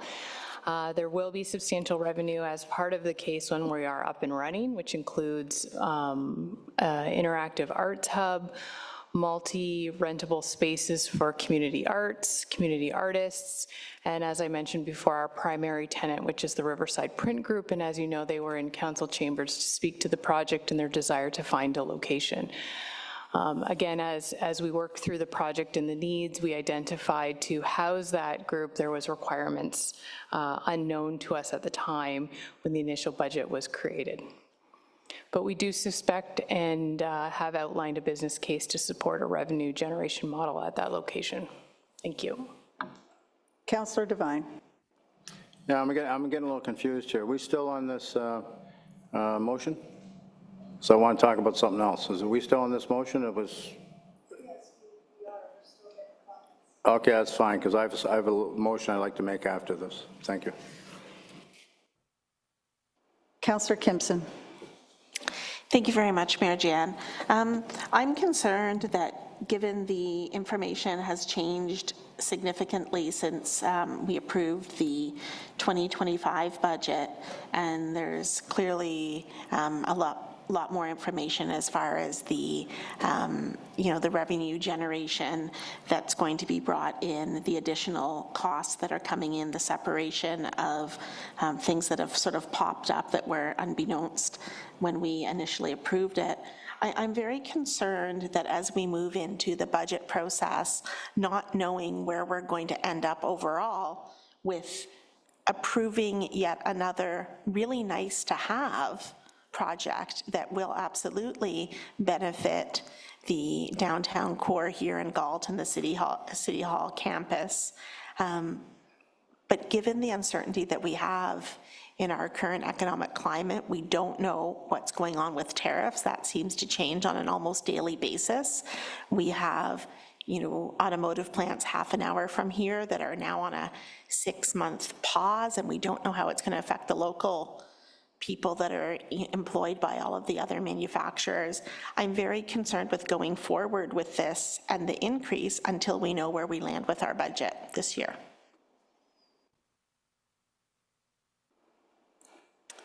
So this money is money that we already have. It's not money that's going to come from the levy. It's money that's already in our CATA fund, which can't be used to pay down taxes. So I'm not sure, it's not going to affect anything going forward. Am I right? Sheena, can you correct me if I'm wrong? Thank you, Mayor Liggett. That is correct. Councillor Cooper. Yes, thank you, Mayor Liggett. It was just mentioned that there's plans for a revenue model. Is this going to bring in some money or a significant amount of money that makes this worthwhile? I'd like to hear more about the revenue model and some numbers, please. Councillor Kimpson. Am I to answer Councillor Cooper's question? Oh, I thought you meant after. Okay, because we're getting more information after, so I wasn't sure if that's what it was. Okay, go ahead, Leslie. Through you, Mayor Liggett. Just looking at the business case that was presented to council last year, thank you to Sheena for pulling that up for me. We're looking at approximately 17,000 to 20,000 annually in revenue, but that was not the final. There was options that we were still considering as part of the artist program and what those rental rates will be. We've been working with legal to determine what those fees will be. Councillor Kimpson. Thank you very much. What I was going to say prior to Councillor Cooper's question was looking at, I recognize that coming out of the Core Area Transformation Fund doesn't affect the tax base, but this project is obviously going to have operating costs, it's going to have staffing costs, and now that it seems to have grown significantly, I'm just wondering if this is the time to be doing this.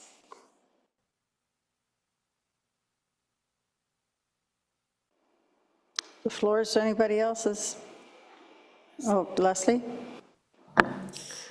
Through you, Mayor Jane, I just wanted to comment that as part of the approved business case last year, we did present an operating model that does include the staffing and all of the costs associated with that. So that has been shared and approved.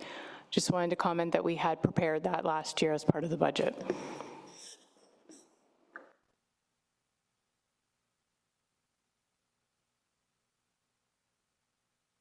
Councillor Kimpson. Thank you very much, Mayor Jan. Seeing as how we don't have that business case in front of us right now, wondering if the $17,000 to $20,000 revenue is net profit, or if that's what's brought in and then offsets the other.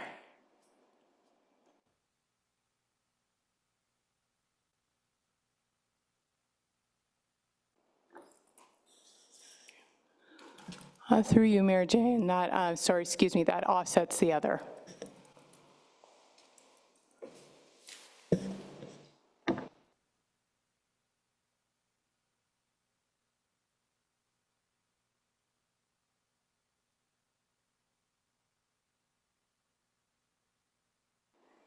Does somebody want to put a deferral on the floor to get more? I mean, we can go through the budget and pull all kinds of stuff out. We've got the one in downtown Preston as well. The Bank of Montreal. I mean, there's playgrounds, there's all kinds of things, and that's why you guys have the budget to make amendments to it. So you want to strip stuff out, go for it. That's why you've got that opportunity to go forward. Councillor Roberts. Thank you, Mayor Jan. I think given the questions that are still outstanding, it might make sense at this point to put a motion on the floor to defer, just for now, until we can get the information from staff about the business case and about the actual scope of the work that's being done. I think that makes sense right now. That's fine, and I need a seconder. Councillor Kimpson? Okay, so deferral till next council meeting, is that what you're looking for, which is November 4th? I think you can get that information by then, correct?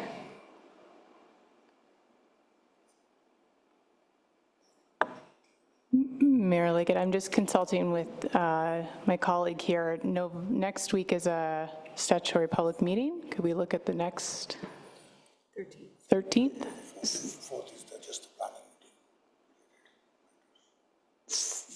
Okay, so November 4th is the next council meeting, I thought. It's not? Okay. So the next meeting is a planning meeting, but we could hold a special council meeting just to vote on this one thing the same night at the same time. Can we not? I would ask if we could have until the 13th, if that's agreeable. Oh, okay, that's fine. I just needed a date here for us to defer. Are you okay with deferring it till then? Okay, we're going to call the vote on the deferral. Opening voting. Closing voting, and that carries unanimously. Councillor Devine? Yes, if you permit me, I'd like to make either a motion at this time or request. You have to do a notice of motion. Can you please, we're going to take a break. I'm just asking for a report from staff. Okay, and I don't think I need a notice of motion for that, for a report from staff. We're going to take a break so that you can talk about what it is, the report is you want from staff. So staff are aware and be prepared for it before. Yeah, okay. Okay, thank you.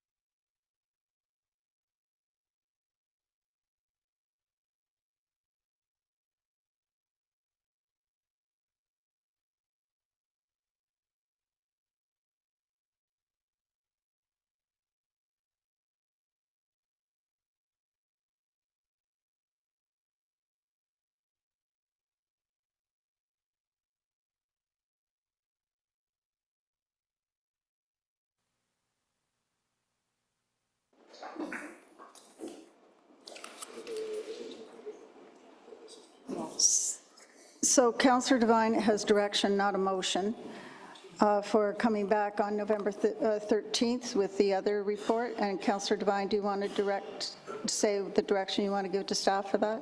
Yeah, I can manage, thanks. Like a report on the core area transformation fund to come back November, was it November 13th? To come back November 13th from its inception on where the money has been spent. Okay, and I think that's fair. Everybody needs to understand, because that money was put in for very good intentions. And we've done a lot of good with that money.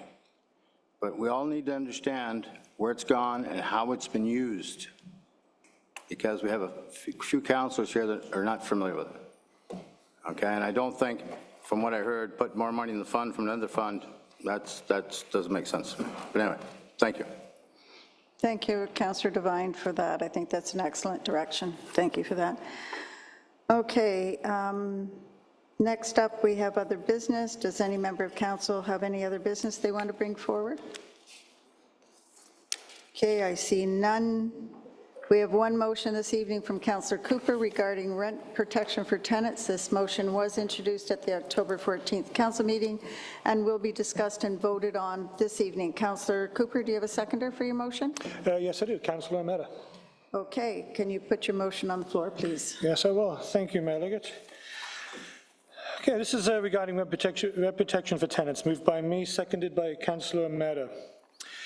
Whereas this council understands that the need for affordable rental housing not only applies to new builds, but also to the protection of existing affordable units. Whereas the removal of rent control in 2018 on any new residential rental unit opened the door to excessive year-over-year rent increases and the resulting anxiety and mental anguish that comes with unpredictable rental costs and loss of housing security. Whereas the loss of rent control has caused a high number of people across Ontario to be forced out of their homes due to their inability to afford their rent increases. And whereas without protection from excessive and malicious rent increases, many Cambridge renters will also be at risk of being priced out of their own homes.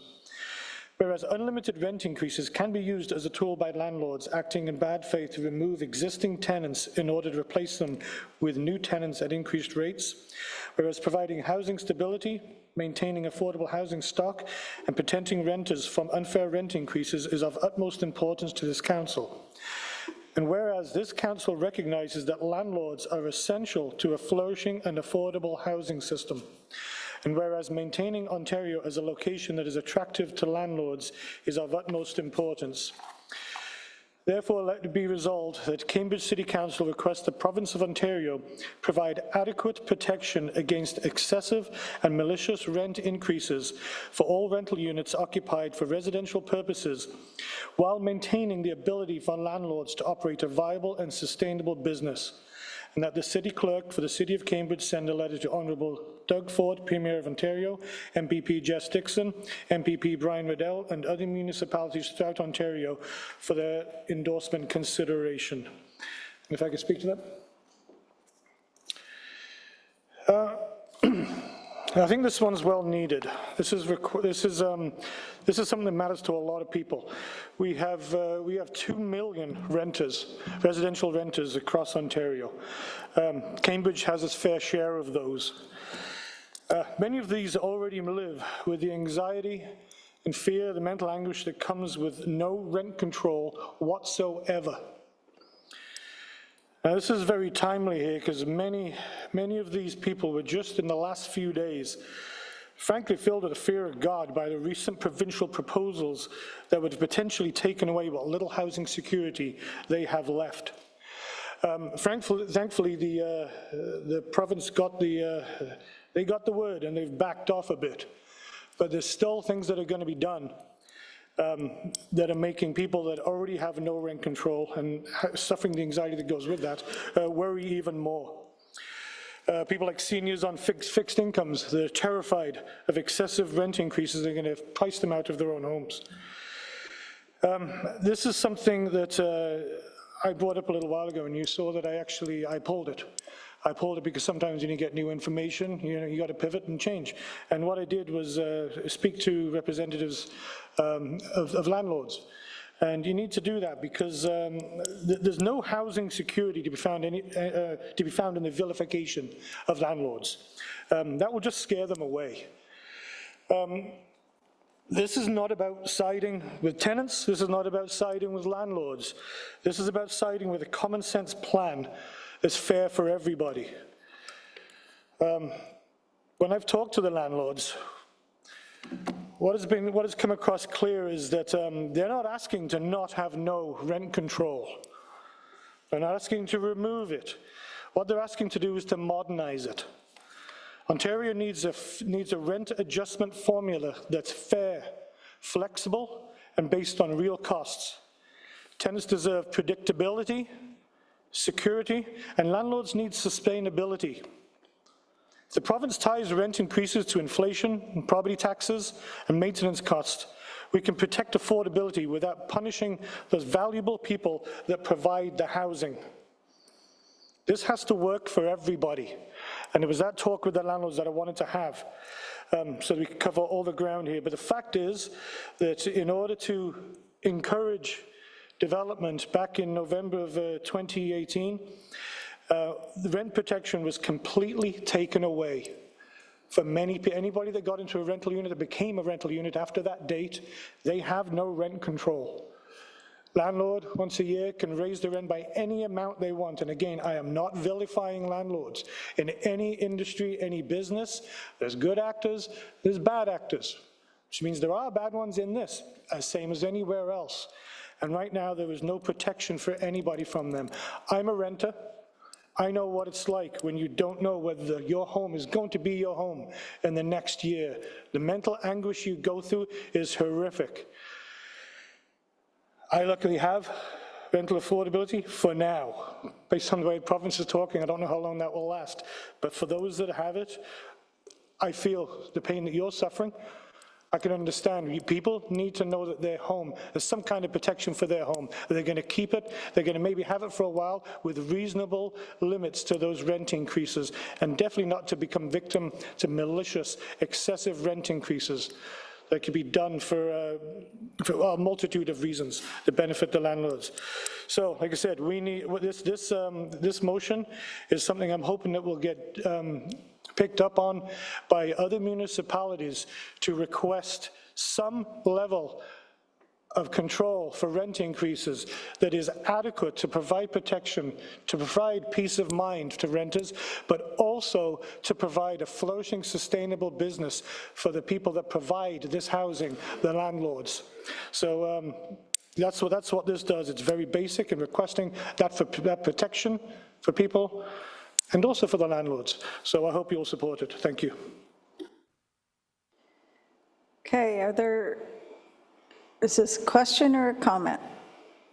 It was a comment, okay. Are there any questions? Okay, now we'll open up to comments. Councillor Schwery. Thank you, Mayor. You're saying this motion says rent protection, but all the whereases are rent control, and this will not be attractive to landlords, and I'll explain. Rent control has been a policy that has had a long track record of failure. Rent control is counterproductive because it discourages investment in new rental housing and will shrink supply. Ontario exempted the new units from rent control for a reason. It's because investors weren't interested in building more rentals. When governments cap rents below market levels, landlords can't keep up with the rising costs. Example, property costs, maintenance, insurance, and it's already happening in the older rentals. I've also talked to landlords, and I'm hearing different, and I'm also a landlord in Kitchener, so of an older building. Alberta, which has no rent control, has a healthier rental market. Argentina, removal of rent control led to lower rents and supply improved. It's supply and demand that determines affordability, not government-imposed caps. And the current market today proves it. With fewer international students and slower population growth this year, Waterloo Region is already seeing vacancy rates rise and rents lowering. And that's proof that rent prices respond naturally when supply catches up with demand. And we need to stop penalizing landlords. Most are small business owners, mom-and-pop landlords providing an essential service. Many are squeezed between capped rent increases of now 2.1% for next year, but yet the property taxes and operating costs are over 5%. That's not sustainable. Overregulation will push landlords out of the market and worsen the housing shortage. Rent control does not protect tenants, it reduces housing options, and it drives up rents. What we need here are policies that encourage investment, expand supply, and respect both tenants' rights and landlords' rights equally. This does not. Let the market do its job. Thank you. Councillor Cooper, I take it you're going to counter that? You know me so well. I feel that what I've exactly asked for is specifically what you just asked for there. I put in here, if the province ties rent increases to inflation, property taxes, and maintenance costs, we can protect affordability without punishing the people providing the housing.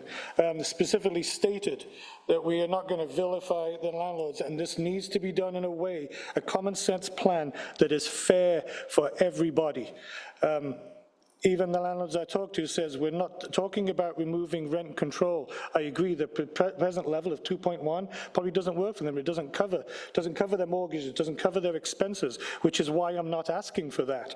I asked for it to be modernized to a level that works and fixes the issues that you just mentioned. This is one that I'm asking for something that works for everybody. I think that's all I need to say. Thank you. Councillor Earnshaw. Thank you, Mayor Liggett. Whatever we decide on this motion, I think we should spell Brian Riddell's name correctly. Perfect. So was that comic relief between the... Thank you for that. Councillor Schwery. Thank you, Mayor Liggett. I'm just going to respond to Councillor Cooper. What you're asking is not what I'm saying. Can you just speak directly through the chair, please? Oh, through you, mayors, I'm sorry. What I'm saying is not what you're saying. You are asking for, you are talking about rent control. Rent control does not work. That's what I'm saying. We don't need more government control in small businesses. That's the reason why rent control was removed in the first place, because people don't want to be landlords. It's too burdensome. So we don't need rent control. What we need is more housing and rental supply. Councillor Mehta. Thank you, Mayor Jan. I'm glad that Councillor Earnshaw mentioned the spelling, because I've been catching that a lot more too with my corporate law. And because if a name is spelled wrong, it's not the name. That's how I look at it. But anyway, okay, so now to end, I'm sure Councillor Earnshaw would agree.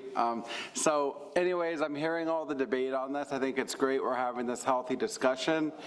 And I am comfortable with the wording of this motion. Because Councillor Cooper had mentioned the landlords as well, because there are changes that need to be made to make renting units out more favorable to landlords, because a lot of them are struggling. So I am glad that Councillor Cooper did raise that.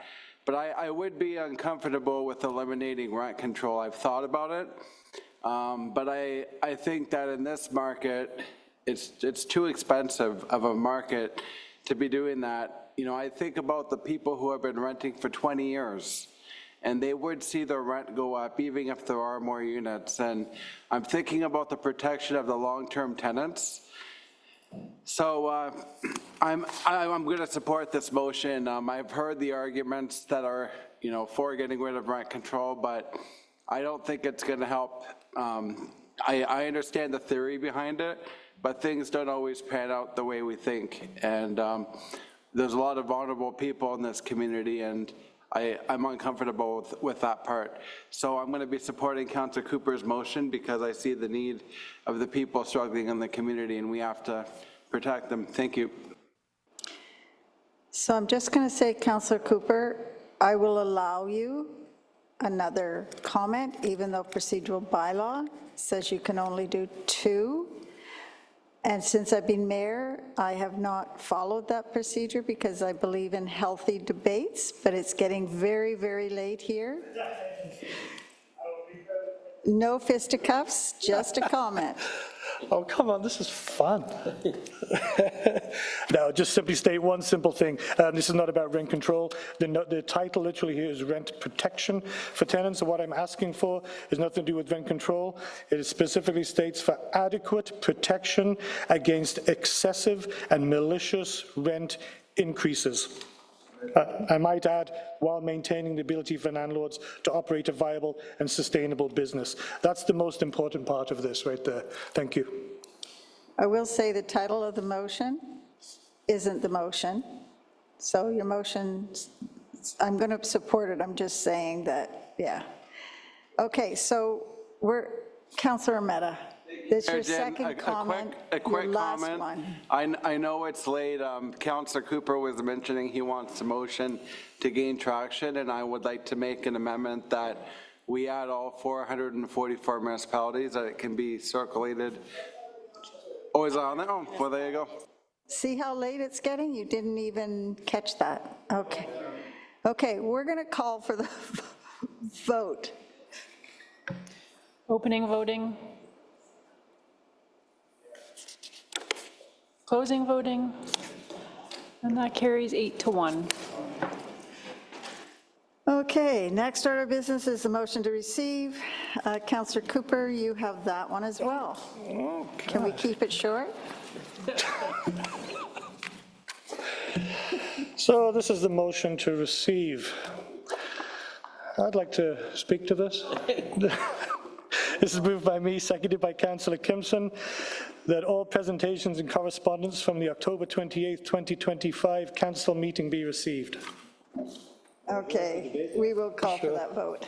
Comments and questions? Opening voting. Closing voting. And that carries unanimously. Next order of business, the consideration of bylaws. Councillor Kimpson, you have that. Thank you very much, Mayor Jan. Moved by myself and seconded by Councillor Hamilton. Recommendation that the following bylaws listed under the heading of Introduction and Consideration of Bylaws be enacted and passed. 25-069, being a bylaw to repeal designation, bylaw 21-082 for the property located at 1261 Dundas Street South, and to replace it with an amended bylaw to designate 41 Bastien Street as a property of cultural heritage value. And bylaw 25-070, being a bylaw to adopt amendment number 96 to the City of Cambridge Official Plan 2012 to update the parkland dedication policies. Okay, now we will call for that vote. Opening voting. Closing voting.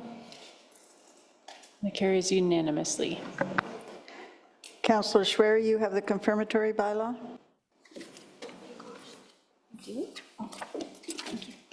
Thank you, Mayor Liggett, through you. Moved by myself, seconded by Councillor Cooper, that bylaw 25-071, being a bylaw to confirm the proceedings of the Council of the Corporation of the City of Cambridge be passed. Okay, we will have that vote now. Opening voting.